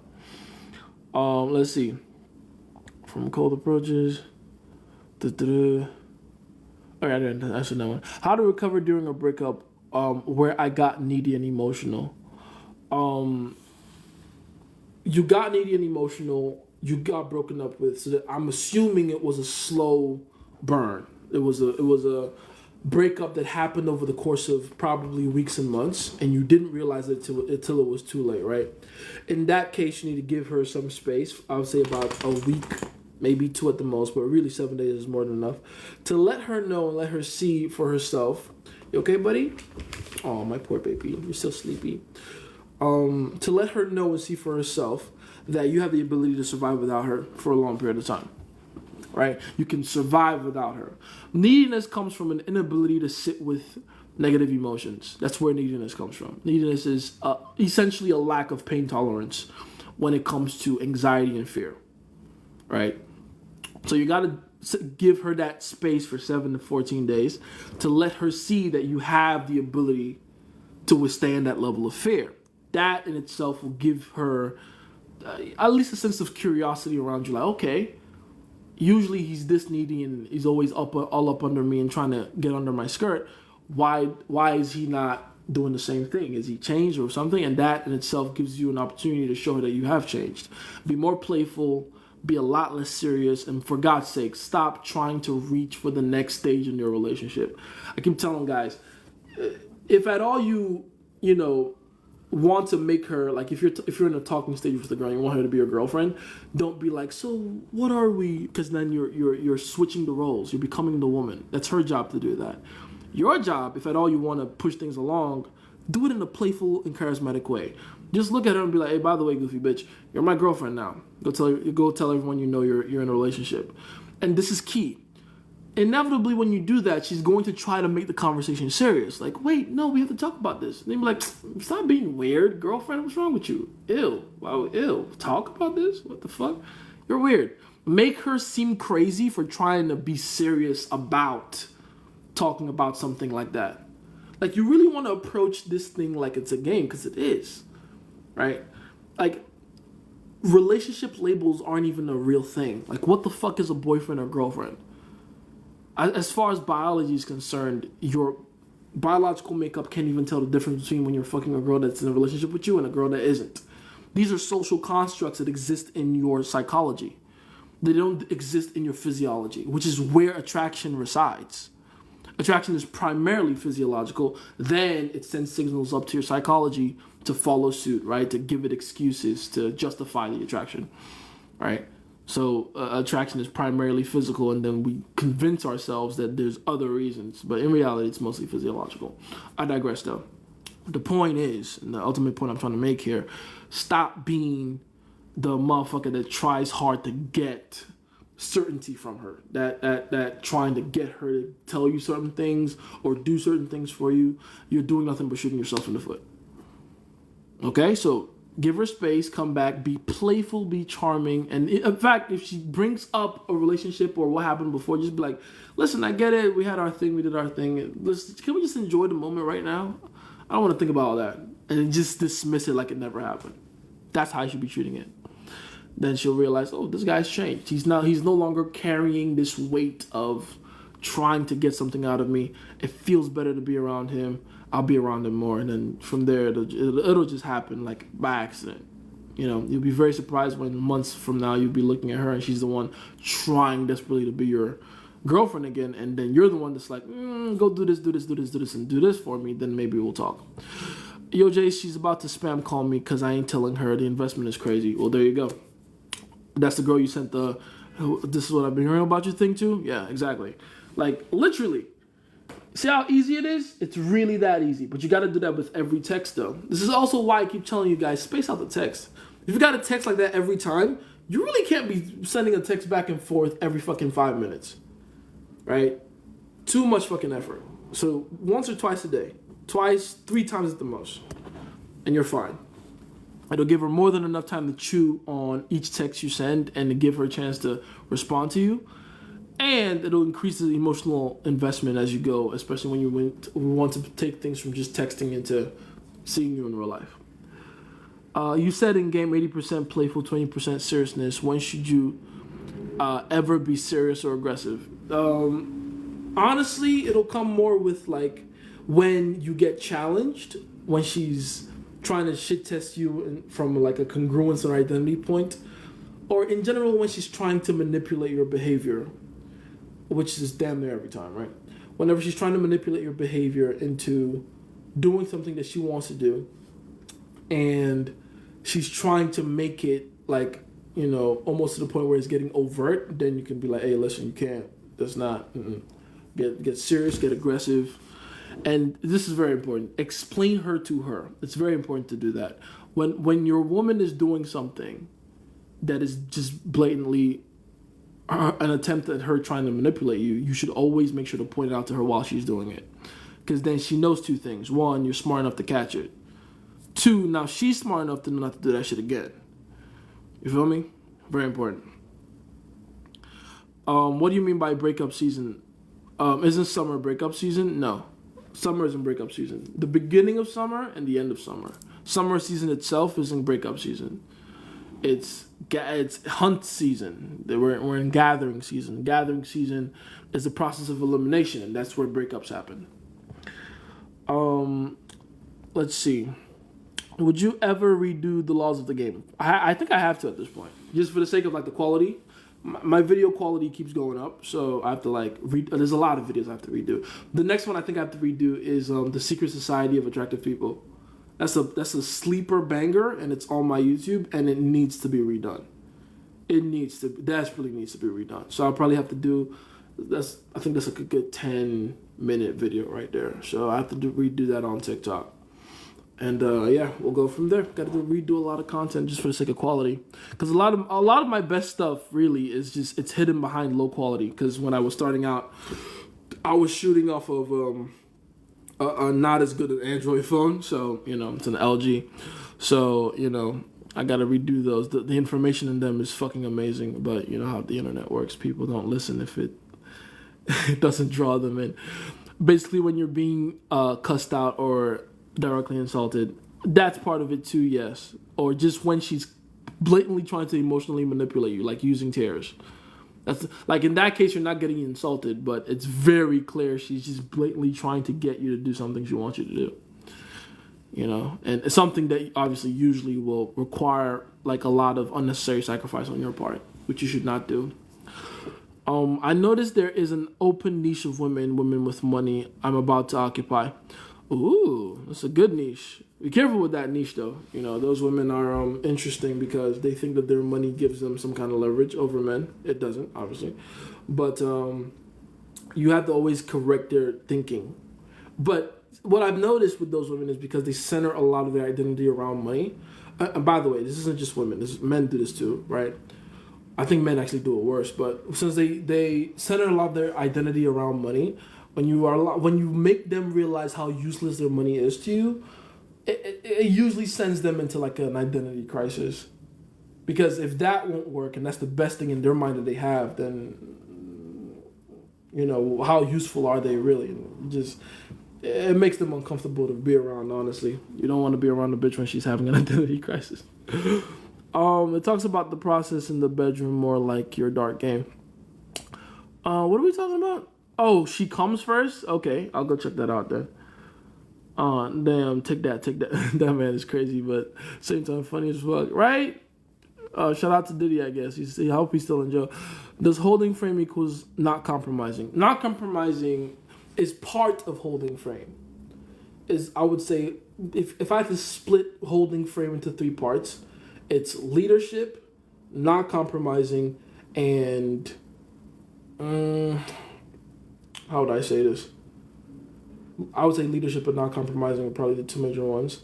But you should also think about it like making sure that things stay intact, like the power dynamic, the context, the narrative, the background stays the same, if that makes sense. Right? So context control, sub-communication control, if you will.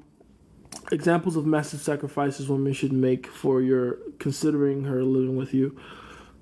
Example, taking 4 buses and lots of trains to meet you. Nah, it's got to be more than that. Like something significant, like something that really hurts her to do. You know, something significant, something massive, something she has to give up to me. Like I'm talking like give me your entire life savings type of shit. You know, that kind of thing. Like it has to be something that's okay. Let me put it like this, and this is something you have to remember for the rest of your life, right? When it comes to taking sacrifices from women, usually the biggest one that you can take from her is the one that strips away some level of security that she has or that she believes she has. Right? So find out the thing that she thinks gives her the most security, take that from her.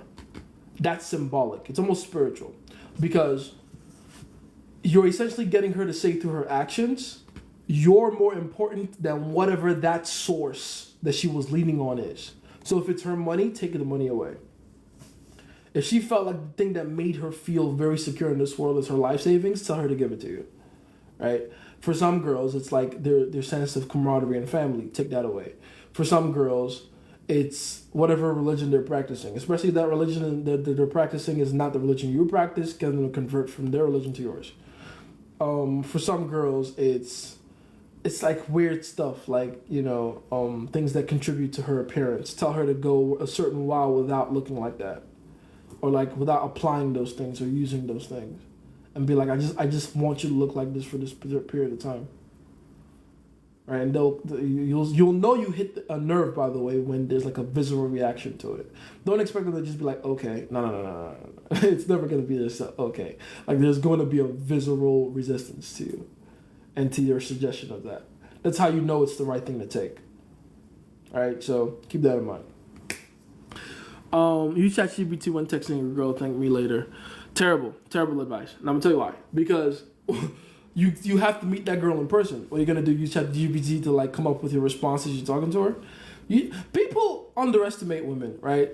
Women really are a goofy creature. I'll be the first to admit, very goofy. But they're not stupid.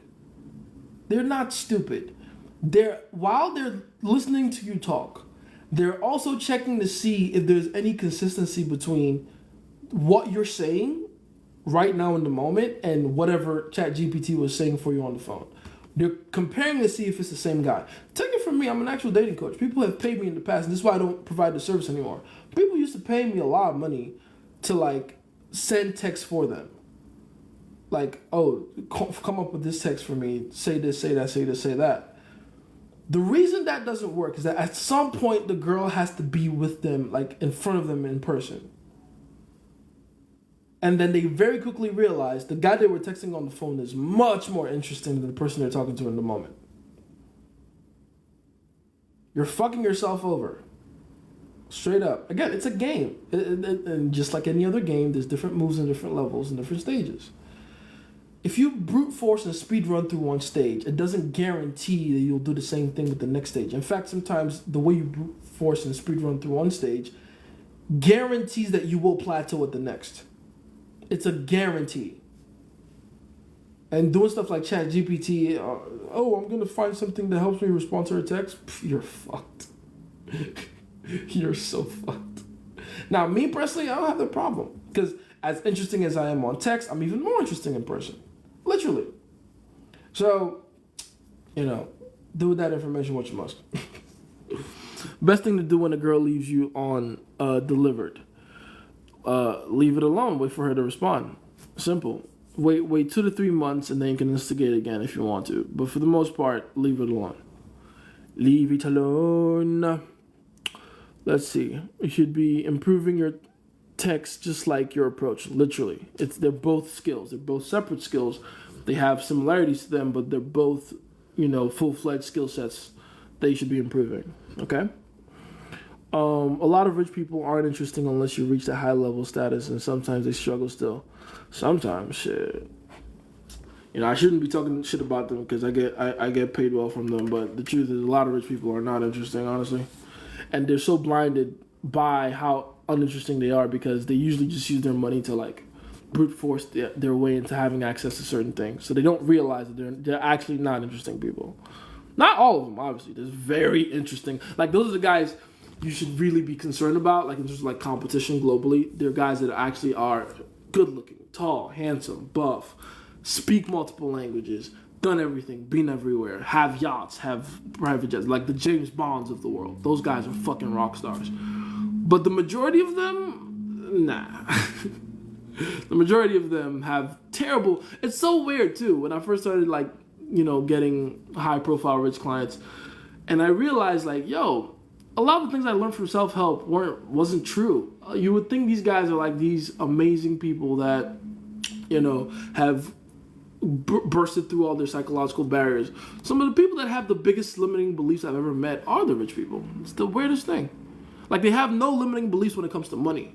But when it comes to women, they limit themselves everywhere. It's weird. It's fucking weird. How to get good at waffling, just like looking at a screen and talking for hours. No disrespect. Nah, I feel you, man. I'm an interesting person. What can I say? The reason I can waffle for so long is because I have a massive vocabulary, so I can pull on as many words as I want to in any language that I do use.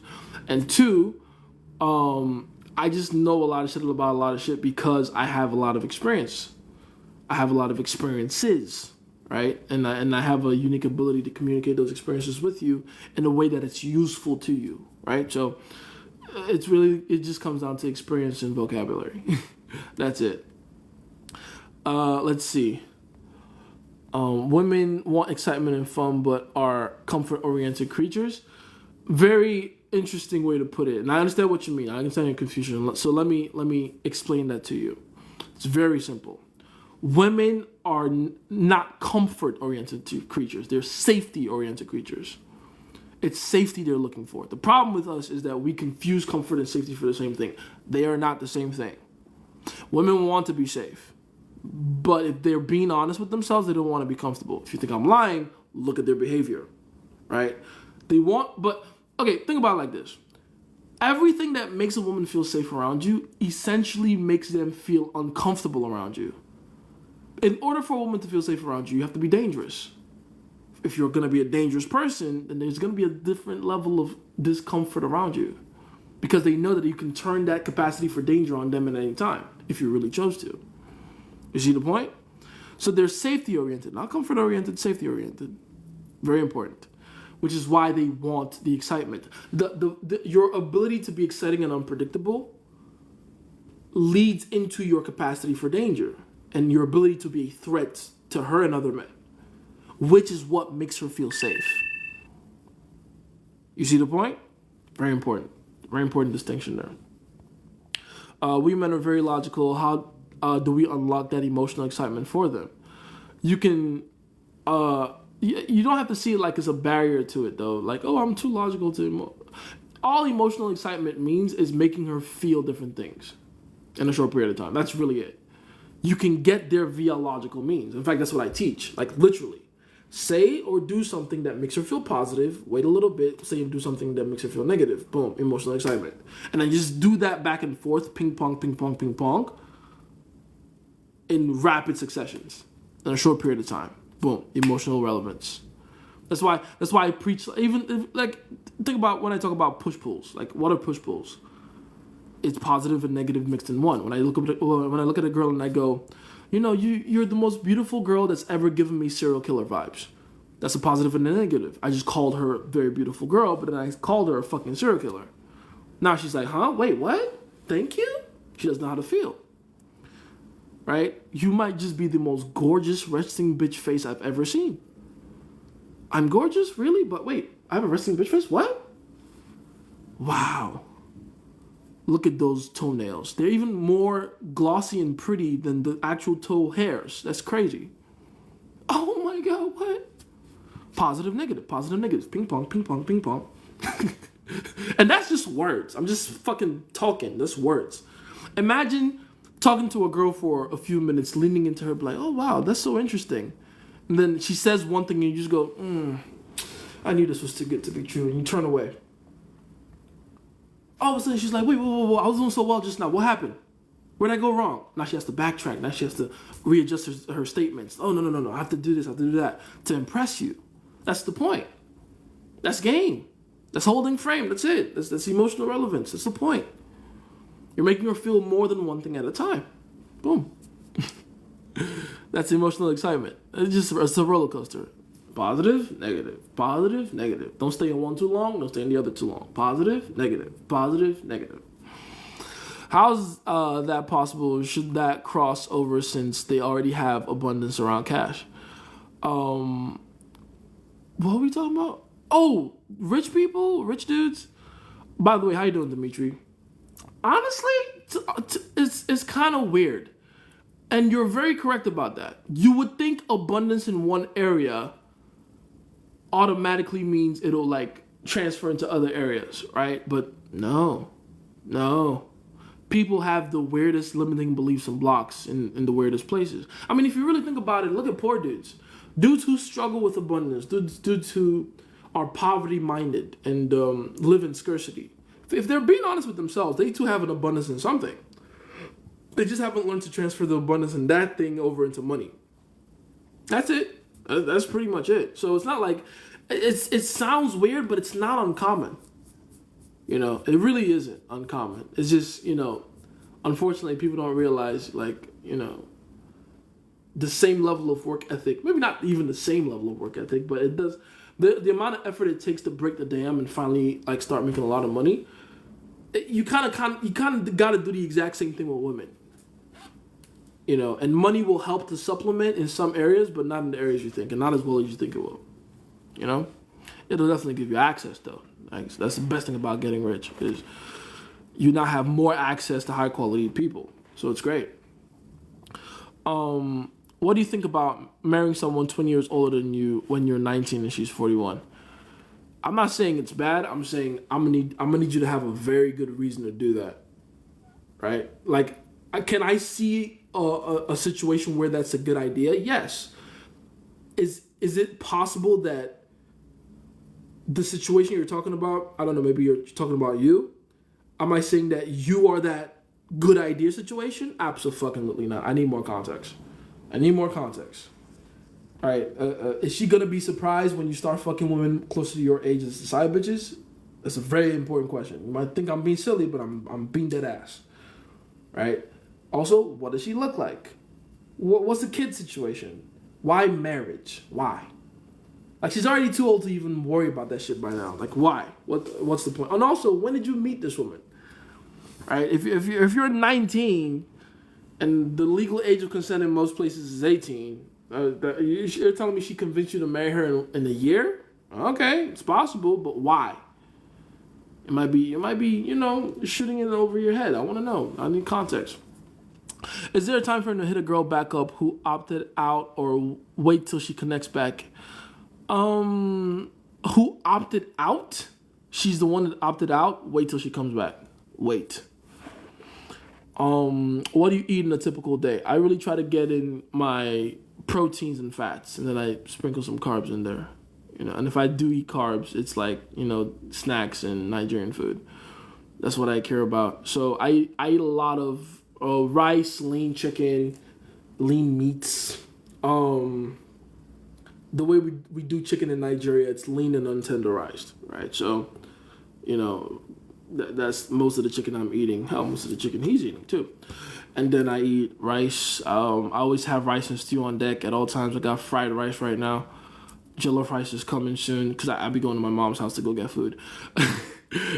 And Yeah, I really try to keep my diet very Nigerian because again, a lot of the food in America is very processed, and it's just cheaper that way as well. So that's I really try to keep my base here in Nigeria. Well, when I say in Nigeria, I mean like psychologically, I'm in America. You know what I mean? I agree. It is who break under tension first. Yes. Who breaks under tension first? That is what matters the most. Jace Live, let's go. Indeed. What do you think about marrying? I already read that one. But yeah, answer the question for me, though. Can you only do that if she wants you, though? Do what exactly? What were we talking about there? I'm sorry. Facts indeed. What's up, Iced? Jace with the haircut, beard, you look like the cousins with hella experience. That's funny. Can't believe you're almost 30. I can. Shit, I can't wait. 30 can't come fast enough, honestly. Get here. and I'm the best thing about almost being 30 is that I'm everything I thought I'd be at 30. Maybe not everything, but if there's one thing I was really concerned with was like how would I look? And I'm like, would I still have a six-pack? Because especially where I'm from, like most people my age unfortunately just let themselves go, man. I'm still a sexy motherfucker. Yay. Happy about that. That's important. I'm keeping myself up. And the older you get, the harder it gets, but honestly, it doesn't feel that much harder. I'm still doing the crazy shit I could do when I was 21. I can still run at full speed. And honestly, I feel like I've gotten faster because I'm lighter. Let's see. Build yourself so you can attract rather than desperately chasing. Exactly. And you're very correct. The problem is people think build yourself means make more money. And that's just not the case. Build yourself is a psychological thing, primarily. What makes you better than a girl is your belief in it. It's really it. It's really fucking it. Everything else is extra. Let's see. What do you mean by... I already read that one. Moderators cheating, pinning their own comments. Damn. And they didn't pin yours, which means that move you made there of calling out the mods, that was a bad move. It's very important to learn how to relate to other people, especially when those people have access to power you don't. Very important. Keep that in mind. Basically, when you're being cussed out, I already read that one. And I'm moving cities, but she low-key bad. Who are we talking about? You're moving cities, she low-key bad? Bring her with you, shit. What do you think about... I already read that one. Can people not spam comments, please? I'll eventually get to yours. I took my time, but I will eventually get to yours. Thoughts on university. If you're going for something that's actually useful and that will bring like a massive return in the future and is something you're actually passionate about, cool. It makes no sense to spend 4 to 8 years doing something that you're not going to reap any real benefits from in the long term and you don't really care about, right? A lot of people going to university shouldn't be going to university, in my personal opinion, right? Besides, what really gets you ahead of everybody else is the real life experience you garner. A lot of people, I know people going to school for business. What are you doing? Go start one. You'll learn a lot more that way, trust me. And you'll learn a lot more without knowing all the lingo, which I think gives you a massive advantage. Like when I was starting out in game, I genuinely just started going and trying new shit. And then I wish I could show you my notes. I don't know if I have them in this house.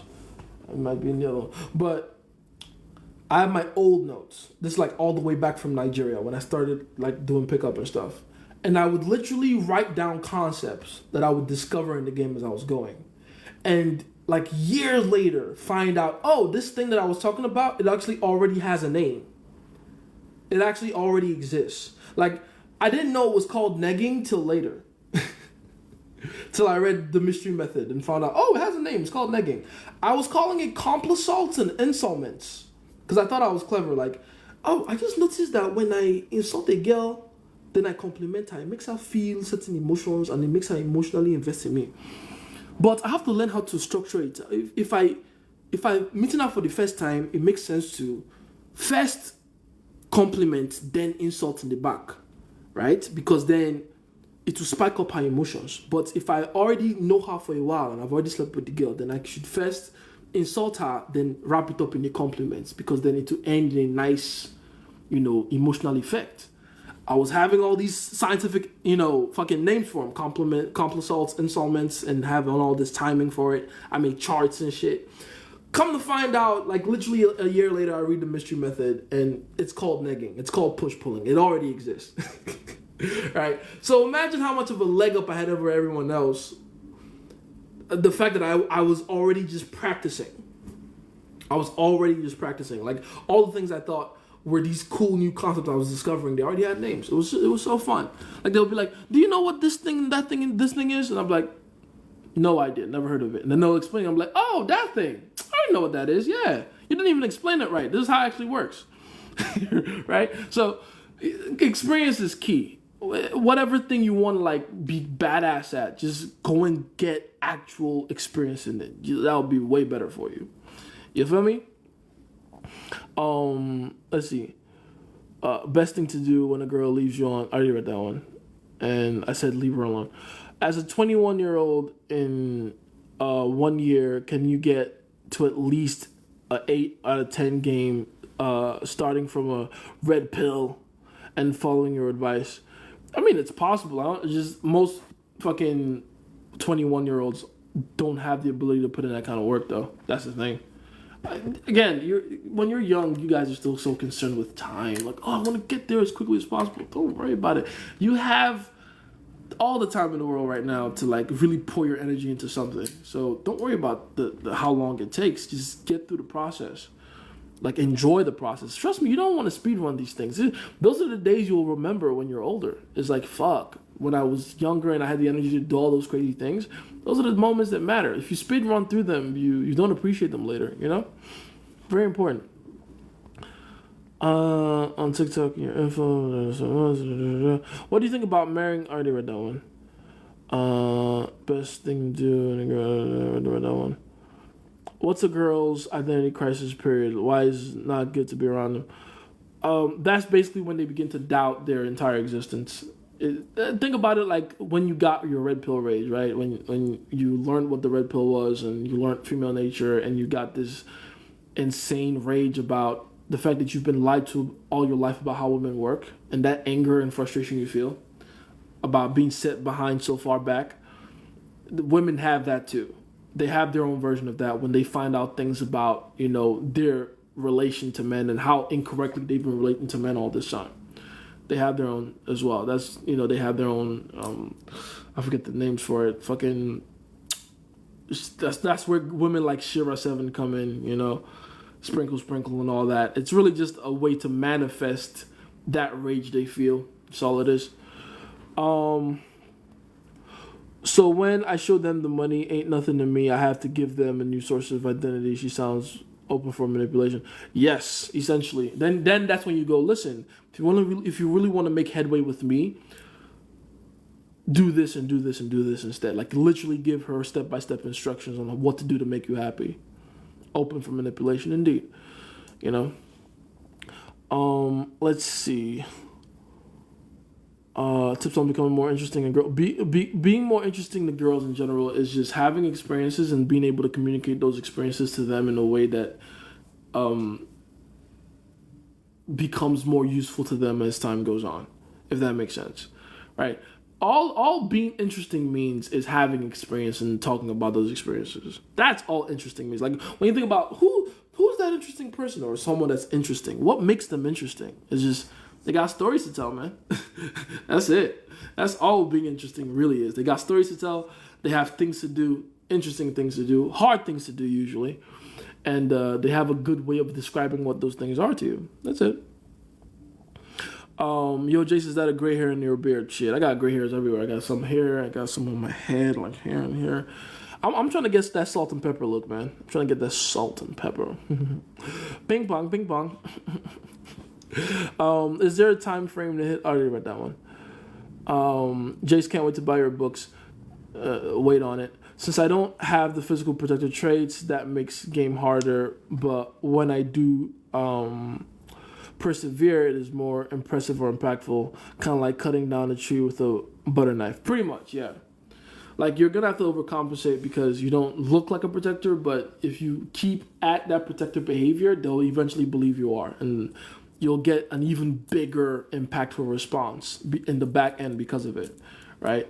That's the point. You'll build your own little cult, almost your own little niche of women that are so interested in the value you have to offer. You know, yeah, Jace, can you cook semo? I haven't cooked semo in like 10 years, so I don't even know how to answer that question. I do eba and fufu, man. Eba, fufu, and amala. I mean, obviously eba is the easiest one, so I have access to jabugari over here, so you know, eba from time to time with the egusi soup. And if you're a physically attractive guy but not mentally, is it more damaging for them? Literally, I keep telling people, like, it doesn't matter how good you look. If psychologically you're an ugly person, women can smell it and they'll stay away from you. They really will. You believe that the best age to get married is 35, Rolo Tomasi said. It depends on the guy, man. Like it's really not. It's not a one-size-fits-all type of thing. Some guys enter their prime a little earlier than others. It really depends. Some guys really shouldn't be thinking about marriage until their 40s. It really fucking depends, man. And then you gotta, and then obviously if you're not gonna get married to your 40s, then you gotta make some certain adjustments before then, especially if you want to have kids. So it really depends on when you enter your prime. For real, Jace want to become a master at gaming in 1 year, max 2. I want to have all the game looks, money, status. It's possible in 2 years. I don't think you understand what you're asking for. It's possible. It's very possible. It's just the amount of pain you need to go through to get there. Shit. And it's not. And you have no breaks in between either. You don't get to feel one massive pain point and then rest for a little bit and recover, and then the next, like 2 years, you back to back to back to back pain. So get to it. Let's see. Going to university for psychology. You can. I think there's some value in that for sure. If you think you're gonna get a job after that, I feel sorry for you. There's no jobs in psychology after, that. So if anything, that's something you do just for like your own personal development, and then figure out a way to monetize that later as you go. Maybe start your own podcast, content creation. A lot of the guys that you see killing on YouTube today, they're all psychology majors. I don't think that's an accident. Right? I didn't finish college myself, but you can see there's a massive emphasis on evolutionary psychology because, all psychology is evolutionary psychology. So despite the fact that I don't have formal training, I know and understand human behavioral psychology a lot better than most people on the planet. And surprise, surprise, that helps us with our levels of success, So it is what it is. If the pain let me get the result, high intensity lifestyle, there you go. If you want to go through that, cool. It's very important. I live in a college town. What would you suggest I focus on to optimize my results and getting the most quality or quantity? Both. Both. You know what I'm saying? Like, don't think about it like, you got to do one or the other. I guess you can't really get to quality without going through quantity first. So maybe focus on quantity at first. But not to be redundant, right? But yeah, eventually the point is both, right? No set date. Most men should wait till 40, in my opinion. I think most peak somewhere there. Honestly, most men peak in their mid-40s. Most men. If at all, they do peak at all. That's another thing we don't ever talk about. The majority of men had their prime at 25. If you look at like the entirety of their lives. Which is unfortunate to say, because if the best times of your life as a man is when you were younger, then you did something wrong with your life. Do you see what I'm saying? Like, you did something severely wrong. Or, more specifically, you didn't do any of the right things. Because usually it's complacency. It's procrastination and complacency. So, yeah. Love the accident. The fuck? Oh, accent. I see. Yeah, thank you. That's how I talk for real around my friends and family. But I'm gonna keep going. I'm not the type to give up. Please don't. How should I navigate a space where I came on too strong for a girl that liked me? You leave her alone for a second. You came on too strong. Give her distance. Smile and wave. Smile, wave. Keep it pushing. That's really the answer to that question. You don't want to. keep being the guy that goes on too strong, if that makes sense. Most men are absolutely ignorant to what we're talking about here. That's true. That's unfortunate and true. So a lot of men genuinely, I feel like most men actually believe their prime is in their 20s, which is pathetic. Your prime as a man, like you should be culminating on all the value and cashing in on all of it in your early to mid 30s. That's when you should be around, right? If you're fortunate, and by the way, there's no rule against, you know, extending your prime. Like I suspect I'll be one of those guys that enters my prime very early and stays in it very much longer than most other guys will. Real talk, right? And guys like that exist. Like think about The Rock. The Rock has been on for how many years now? Right? Think about I think Michael B. Jordan. I would put him in that category. You know, compared to guys like I mean, you'd be surprised how many guys have their primes cut short because of weird decisions they made. Like a good example of that would be Jonathan Majors. Jonathan Majors realistically should still be in his prime right now, but he didn't know how to handle a white bitch, and so prime over. Massive decline. He might have a resurgence. Let's see. I'm rooting for the guy. I like the guy, but you know, men make weird mistakes, man. It's weird. It's weird. Let's see. So glad the red pill rage went away. And the more you understand women, the more it will go away, you know? The red pill rage went into the gym for me. Now I'm just going through the motions. Don't ever go through the motions. Have a fucking direction for your life. It's very important. Never allow life to just carry you along. Always be moving towards something, you know? Jace, would you date a girl that's taller than you? I do that all the time.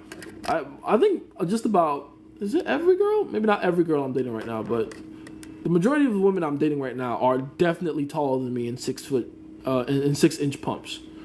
And I'm fucking 6'2". So yes, I don't understand. Okay, the excuse most people would give me, it would be like, oh, you're already tall, so you don't feel this. But I really don't get the whole thing of like, oh, you have to date women shorter than you to feel what? To feel what? If anything, I feel like the real baller move is to date someone taller than you so you can let the world know you fucking climbed that tree. You conquered that. Right? We only talk about the story of David and Goliath because of how much taller Goliath was. If Goliath was the same height as David, that story doesn't go down in the history books. You know what I mean? Repin that for me, by the way, Dimitri. If Goliath was the same height as David, it's just another story that doesn't make it into the Bible.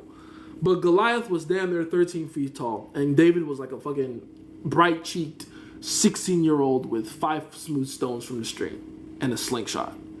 That's why that story is fucking amazing, right? So for my short kings out there, please, I honestly, if I was 5'6", I would exclusively only, like I would have it in my profile picture. I'm 5'6", 5'8" and up only. I would literally write that in my fucking bio. Straight up. Like, even the balls to write that alone will so attract women to you. It'll be crazy. Like, just the balls to write that. Like, how dare you have the audacity to say that, short king? They'd be intrigued. Even if they're offended at first, they'd be like, who is this guy? You know what I mean? This is interesting. I often wonder if it can be extended. Guess that would require pain, though. Oh, hell yeah. A lot of sacrifice. I mean, with your prime, you gotta really be careful with that. You don't want to get stuck in the allure of it. You don't want to become the kind of person that's always trying to chase it and trying to keep it going and extending it for as long as possible. Because that in itself is also a trap. You know, what does Slim Shady say? You got to know when your run is over, when it's in. When it's in, it's in. You got to just let it go. Don't get seduced by it to the point where now you're making all the fucking sacrifices to extend it. It's a bad idea. You know? Anyway, TikTok keeps hiding your comments. Restructure them so they are TikTok friendly. Let's see. No set date. Most men should. I already read that one. My coworker found my IG after I put my 2 weeks in, texted me and unsent it when I lagged. Interesting. Who was a coworker? A chick? Prime. How much energy you have and how much of said energy you can produce. Which in this case, that's not what your prime is, by the way. Your prime is, think about it like when you're if you think about yourself as a video game character, your prime is when all your ability points are above average at the same time. It's that moment when all of them intersect at well above average. Everything. Your physical ability, your spiritual capacity, your emotional stability, your mental acuity, your financial capability, your social status, all those things. When all those things are above average at the same time, because here's the thing, some of those things will keep going up into infinity. Really, if you could live forever, but you don't. They will keep going up into infinity. Some of those other things will go up high to a point and then begin to slowly decline. Right? Like some men enter their prime at, for instance, the age of 35. At 35, you're probably not as, athletic or fast or flexible as you were when you were 25. But if you're keeping yourself well, you're still far up there in terms of athletic ability than you were when you were, say, 14. You know what I'm saying? And on top of that, because you're now 35, you're no longer 25 and barely making it or broke. You're 35 and you hopefully at this point you've made enough decisions to that point to be established financially. And you've spiritually grown. And you've become a more emotionally impactful and intelligent person. And you've built a nice bit of connectivity and access around you, so you have some social status. You see what I'm saying? That's what your prime is. It's when all those ability points are above average at the same time. That's what your prime is. Especially when it comes to like men, anyway. That's not really useful a definition for prime for a woman. Prime for women is different. I would call that your peak. I would call prime the age where you can perform X tasks effectively. You're mixing up prime and peak, but I feel you. Go ahead, go for it. Whatever helps you though. Do you believe you're in your prime right now, and are you satisfied with where you are? Satisfied is a weird word. Satisfied is a sin in my world. I'm never content. Well, I'm never content. I guess I am satisfied because I am proud of myself. I'm very happy with where I am. Not because I have everything I want or because, in my mind I do have everything I want, but not because everything looks exactly the way I want it to, but because I know that I'm in the perfect position to get to where I want to be, if that makes sense. So I'm very proud of that. Do I believe I'm in my prime? Fuck no, I'm not in my prime. Because I can see the room for improvement, and I can see my trajectory. So I'm nowhere near my prime. Like, no, you'll know when I'm in my prime. Let's put it like that. You'll know. And I'll be properly, which is crazy to say because I'm already far more seasoned than most men my age, but I'll get even more seasoned, more experienced, better, sharper, and I'm physically keeping up very well. Like I spar with fucking guys in their 20s, and they're always surprised when I remind them, oh yeah, I'm about to be 30. Most people can't tell I'm about to be 30, so it's great. I'm very happy with where I am. Jace, you're definitely not in your prime. You have accomplished much though. I'd give you till 38, 40. Nah, it won't be that long. Not even a little bit. Because you're not seeing the jumps, the massive rapid jumps that I see. Like in my life, it'll be like massive spikes. But you gotta wait to see that though. It'll be massive spikes, like pew pew. It'll happen like that, because that's what's happened for me to get to this point. So it's gonna be another couple spikes and then prime. It'll be fun. It'll be very fun. Let's see. If a woman is jealous of you, does that spark attraction? Yeah. If a woman is jealous of you, she is attracted to you. That's the whole point. Women envy men they like.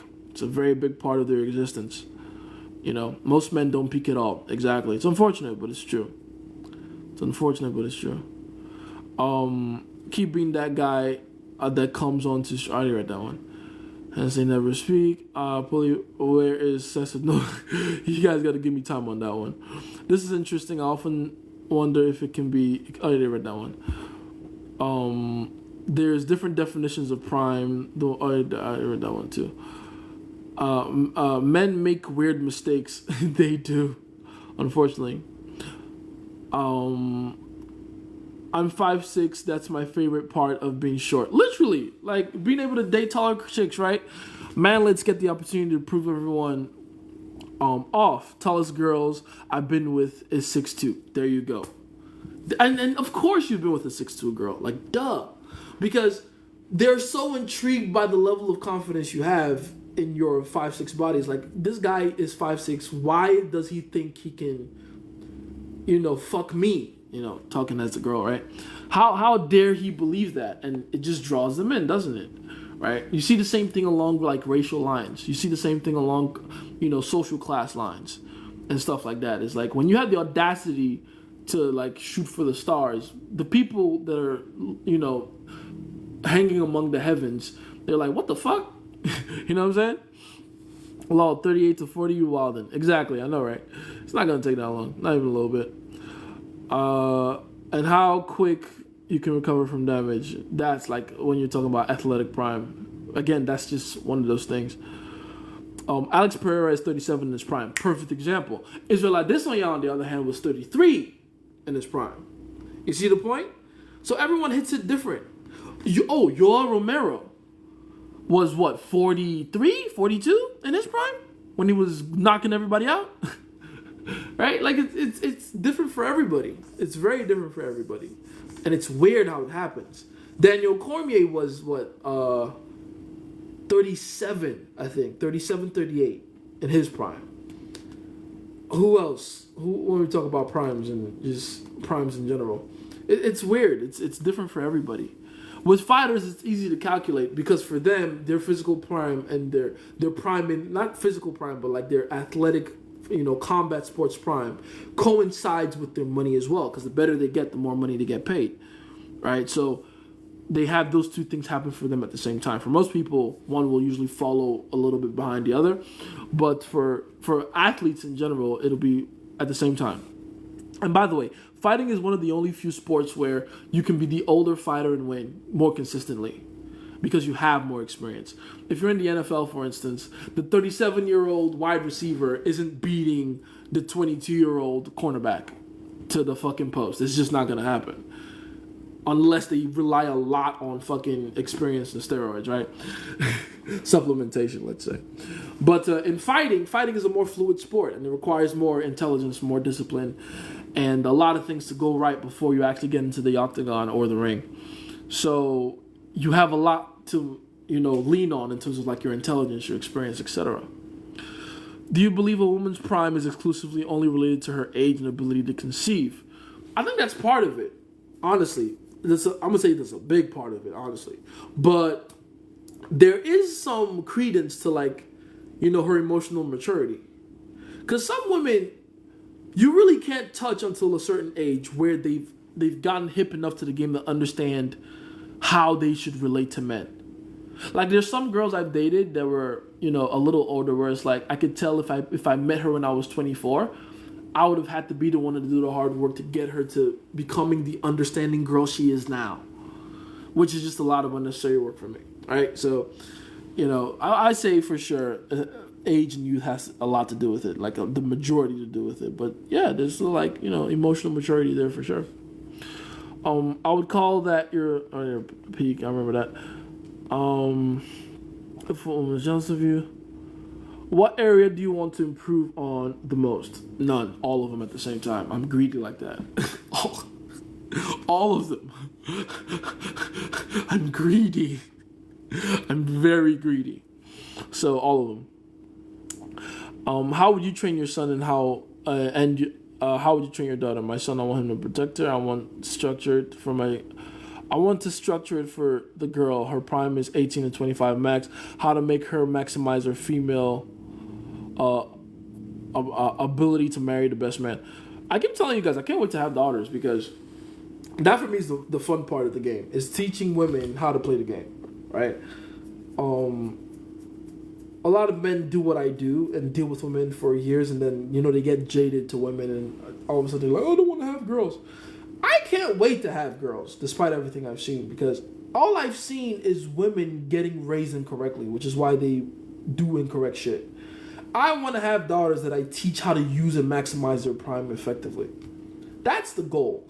I'm not gonna sit here and like lie to my girls and be like, oh, you got 18, honestly, more like 16. So 16 to, if she's lucky, she can extend it to 26, 27, maybe. She has her daddy's genetics, she'll be fine, maybe. But I want her to have a sense of urgency, so I'll probably lie to her and tell her 23, 24, just to get her in hurry up offense, so that she can understand that her prime isn't for enjoying herself. Like, that's where every girl on this planet goes wrong. Oh, I just want to live my life and enjoy. That's why you're lonely now, stupid. The prime years are for fucking maximizing the options you can get, and to get the one guy that you can actually put all your chips on. Because you gotta do it. You gotta put your chips on one guy.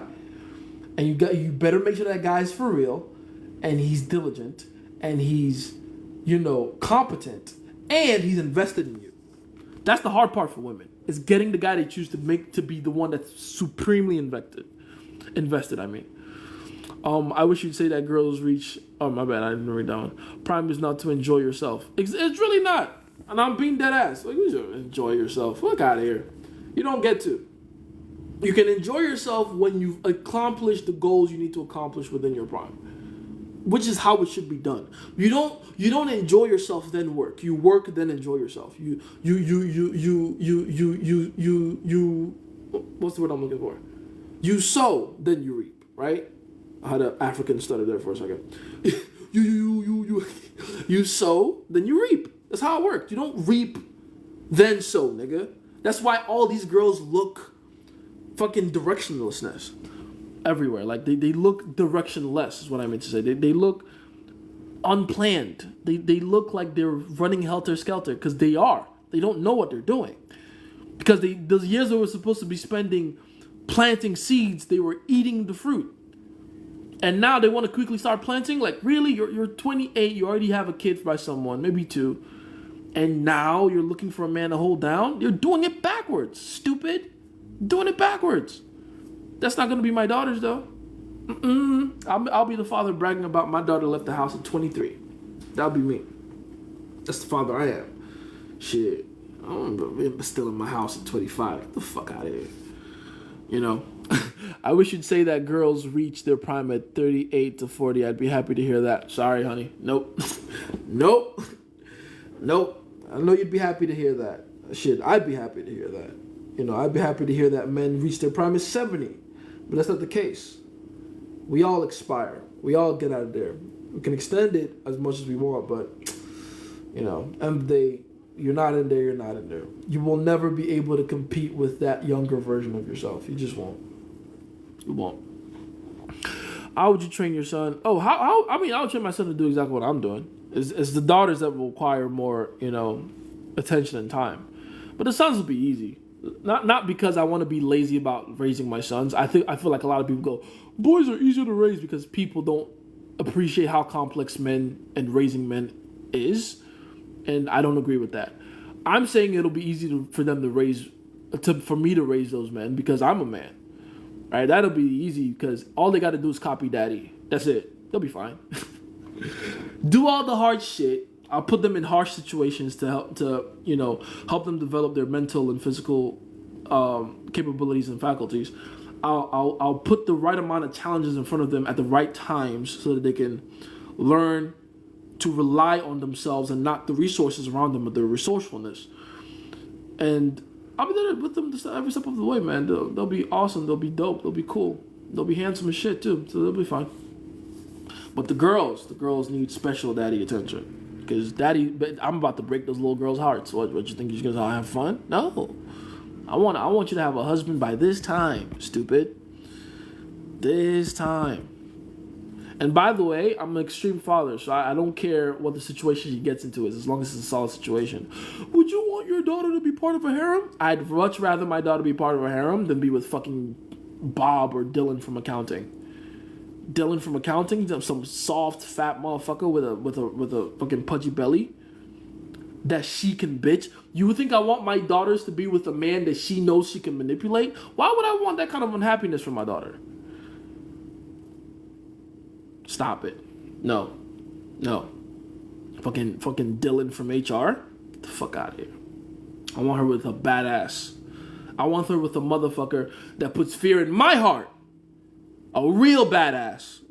You know what I'm saying? That's what. And if you understand the game well enough, you begin to, and you claim to love your children, then you know how to get your children what they need, and you know what it looks like. Does that make sense? At 50 as a man, you're an old head in my opinion. Type shit. I mean, old head, sure, but you can still be impressive. There's a group of guys I follow on Instagram. They're called the Silver Fox Gang. They're a bunch of black guys that are all above the age of 50, gray haired and everything, sharp. Like they work out. They have abs, chiseled chest. They look good, vascular, healthy as fuck. They be running. They be fighting. Gray hair everywhere, but they look so good. Suits, you know, like that's what I want to look like when I'm that age. And really, everyone go on Instagram, go and search up Silver Fox Gang. I think that's what they're called. They look good, man. They look good. Like if you look at that, if you look like that at fucking 40, you're blessed. Them motherfuckers are pushing 60 and look like that. That's impressive. I think one of them is 70 actually. They look good, man. Old women probably drooling. Their entire comment section is a bunch of aunties just sexually assaulting them. I'm not even kidding. Their entire comment section is aunties and mothers and divorced wives and widows literally just sexually assaulting them. Oh, what I would do to you. Oh, that, give me that one in the middle. Oh, that, I'm gonna iron all your shirts. Do this. Do, like, just straight up. I'm being, you know, a little more normal with how I'm saying it. The things they're actually saying in them comments is wild. And they got a Facebook group. Even crazier on the Facebook group. Because you know that's where the aunties be at. Facebook? Damn, man. Everybody go search them up. Silver Fox Gang. They look good. A bunch of older black men. They look very good for their age. Honestly, they look better than most 20-something-year-olds. I don't know why I'm saying for their age. They look great. Women understand the plan and discipline to upkeep. That's why I love baddies. They get you. Yes. Because baddies put in so much effort to look like baddies, man.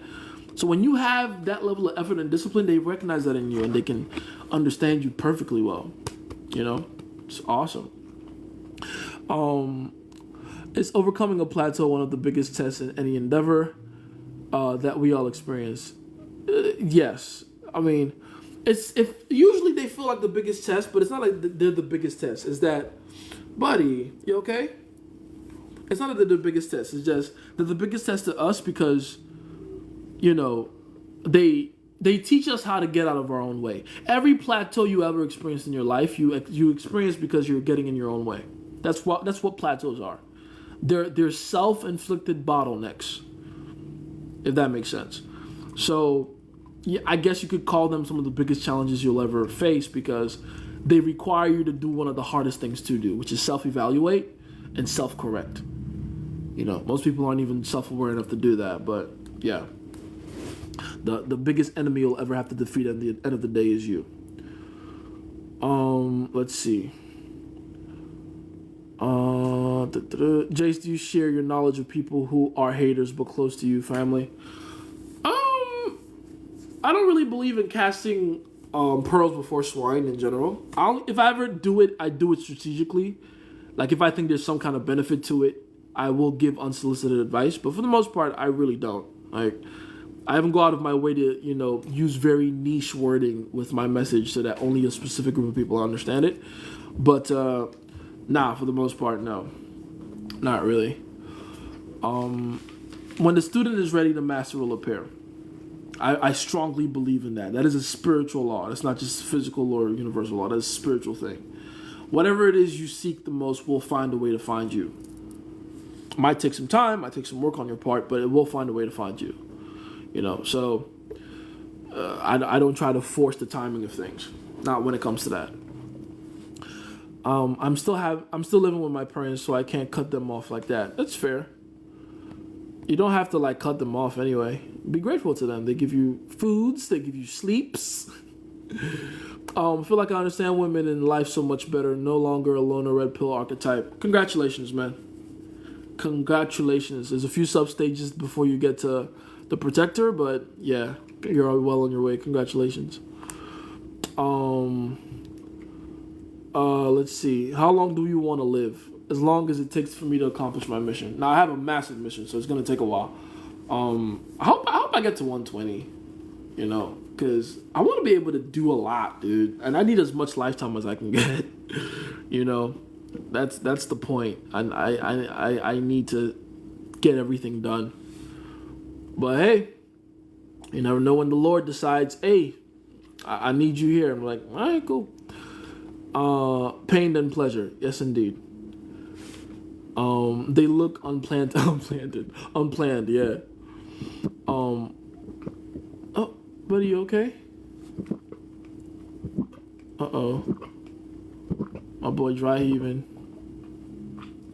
You okay, buddy? What, it just kind of came up a little bit? You good. You good. He held that shit in because, you know, he a G like that. Thoughts on your daughter's man being a player? I know a lot of people are biased. Oh, I think I just answered that question. I'd rather my daughter be in the hands of a competent man that she has to share than a weak one that she has all to herself. That's the man that keeps her safe better. And it's not even close. Let's see. Oh, damn, I gotta go.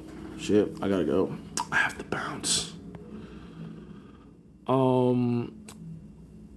A self-analysis is the way to get past a plateau. Yes.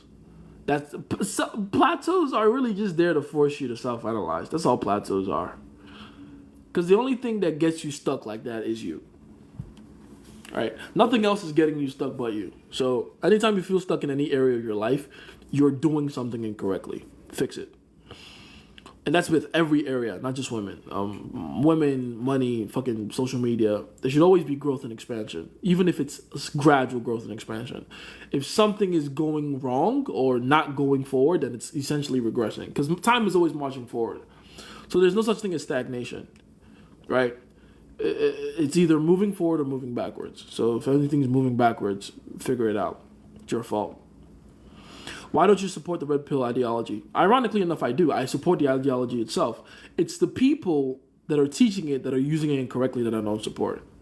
Right? The ideology itself is damn near infallible. It's actually pretty dope. It's pretty good. It's pretty accurate. Female nature is a set of laws, and they're very predictable. But there's two kinds of guys when it comes to learning the red pill stuff. Well, it's maybe like three kinds of guys, but I only separate them into two different kinds: the proactive and the reactive. And that is the first type of guy, like me, that will use the red pill ideology to his advantage and actually use the information to get what he wants. Then there's the other guys that kind of use it to justify their victimhood. That's what the red pill has become. It's a bunch of guys that are creating these echo chambers to make themselves feel sorry for themselves. It's a complaining, victim-y bullshit. I don't agree with that. I don't agree with that. Like, that's what Fresh and Fit was for a long time. It's just a bunch of guys coming together like, look at these dumb whores. Dude. It's like, yeah, we get it. Bitches in Miami. But is that every woman? No. Is that even a good sample size of women? No. In the world? Absolutely not. And even if that is how they are, the point of game and the ability to understand those things is to be able to turn those women into better women. And that's the point. Like, that's why I love games so much. It's the ultimate freedom. You can take that whore and turn her into a housewife for the game. That's the point of game. That's the fucking point. But when you're a red pill guy, all you do is complain about the whores, which I find a giant waste of time. That's why I don't support them. It's like giving a kid a gun without training them on how to use the gun. Not good. Exactly. Literally. Like, they have something so powerful in their hands, but they're so busy getting distracted by the disappointment they feel and the rage they feel towards women to be able to realize they can use it for something better. It's a fucking waste of time. I'm disappointed. Right? Very disappointed. But yeah, that's my entire thesis on it. Let's see, 120. What the hell are you out there doing on the side quests? Pretty much, yeah. All the side quests, goddammit. Question: how do God and evolutionary psychology connect in your philosophy? Simple. God created evolutionary psychology. God created a bunch of systems and then meshed them all together to create what we call the known universe. The universe is not a thing that is conscious. It is not a being that is conscious. It is a system. It is a computer algorithm that's, working on its own. That God mandated to do that. Evolutionary psychology is essentially the way us as human beings have acquainted ourselves with the workings of the universe on like a strategy basis. And that has been passed down from generation to generation because all these traits are genetically passed down. That's all evolutionary psychology is, right? The same wants and needs that we have for, warmth during the winter and cool during the heat of the summer and food in our belly and water to drink and a cozy bed to lay on and the need for sex expression and the need to gratify our egos and to be heard and listened to and to be praised and worshipped and all that. All those needs that we have now, our ancestors had. They might have had a different way of meeting those needs than we do because technology, society, civilization, blah, blah. But it's the same exact needs, right? And those needs drive our human behavior. So when you understand why people do what they do based on needs and their deep evolutionary psychology, you can predict their behavior like that. But remember to send the recordings, send other updates for your WhatsApp. Oh yeah, I gotta check my WhatsApp. Very true. Thank you. But yeah, that's how it connects. God created this game. All evolutionary psychology is like understanding a very important aspect of the game, how we relate to the game itself. That's it. To the game itself and the game and to each other. Jace, believe if I can control Miami chicks, I can control a lot of chicks. The funny thing is Miami chicks aren't even that bad compared to other chicks. Like, Miami chicks are easy. Like, Miami chicks are just brainwashed chicks. Miami chicks, LA chicks, those are what I call brainwashed chicks. Those are chicks that are in environments that force them to behave in a certain way. All it takes is for you to control the frame in a way where their city training, their Miami or LA training, it doesn't matter anymore. One of my favorite things to say to an LA girl, I go, you know what? I really like talking to you. You're not like these other LA chicks that are just nosy and goofy and stuck up. I like the fact that despite the fact that you live in LA, you're not a bitch. That's really refreshing. I didn't expect to meet someone like you. And then watch all that LA shit, the vocal fry, just disappear. Fucking disappear. Just like that. Go up to an a Miami chick and be like, you know what? I find it very interesting that you're actually deeper introspectively than most girls I've ever met from Miami. I honestly just expected some like Spanish-speaking bimbo. I didn't expect you to be actually interesting. That's very true. It's very interesting. And then just watch all that Miami nonsense just melt away. There's no need for it. There's no need for it anymore because you have reset the expectations of the conversation to meet a different objective that isn't Miami-centric. It's framing. It's just intelligent wording and framing. That's it. That's all it takes to crumble these chicks. It's not hard at all. Because if you stay in that Miami frame, then you got to keep playing that Miami game. Now you got to have the fucking biggest Ferrari and the biggest muscles and the biggest ab BBL. Now I got to use a V12 like Drake does and shit. Repin that comment for me, by the way. Thank you. But again, it's just about framing. Frame it all intelligently and you'll be fine. Stop trying to keep up with these girls. It's a waste of your time. If you can train 304s to be housewives, why don't all guys just seek the baddies of 304s? That's what I'm trying to tell them. Literally. That's what I've been trying to say. Literally. That is what I've been trying to say. Literally just go for the baddies. Right? We call them sirens and sweethearts. I don't like sweethearts. I like sirens. I like to give sirens sweetheart tendencies. Because like, what exactly is a whore or a 304? What is that? It's a girl that's living, that is not living in accordance to what she really wants. Like, no woman wants to be a fucking 304, dude. None of them. You can't turn a hoe into a housewife, really? You can't make a girl do what she wants to do, which is stay loyal to one man. Come on. Being a 304 is an overcompensation they feel like they need to do for their own safety. It's not natural for them. So you coming in and offering them an opportunity to do what they actually want to do, easiest thing in the world. Easiest thing in the world. That's what I keep telling you. Just get the baddest chick and then just make her what you want. This is what I do, right? Depending on how deep in the life she is, it'll take some more work than others. And honestly, you can also just get bad chicks that are also, respectable, bougie, have a certain level of discipline. But for the most part, yeah, that's the point. Like, game gives you that ability to customize these bitches from scratch. That's the point. It's great. You don't have to, struggle along with these boring-ass bitches that, these pearly types, just pearly things. I hate them types. Ugh.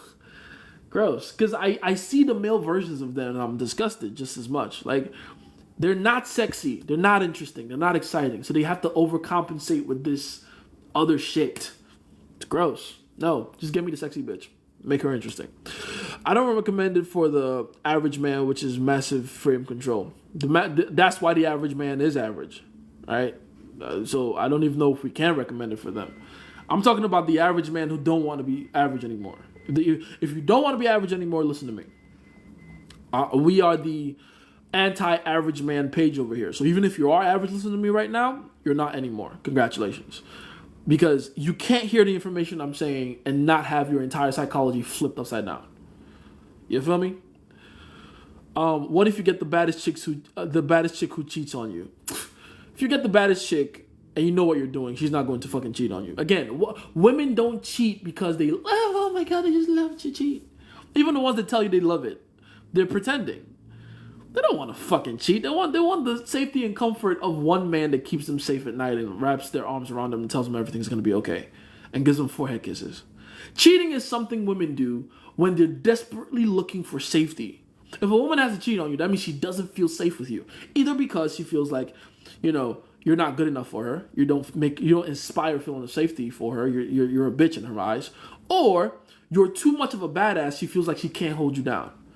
So she's going to try to sabotage the relationship before you get a chance to reject her outright. Either way, it's because of a safety issue. Either too much assurance or not enough assurance. Right? That's why women cheat. It's not like, this is something they just want and love to do. It's because they feel unsafe. You see what I'm saying? So, even what I just said, who in the red pill is going to tell you that? Because they don't understand cheating. They still see it like a bad thing. They still see it like something that's devastating. Oh, cheating. They still treat it like it's a life-changing event. It's fucking not, bro. When you understand where it's coming from, it's hard to see it as life or death, because it's not.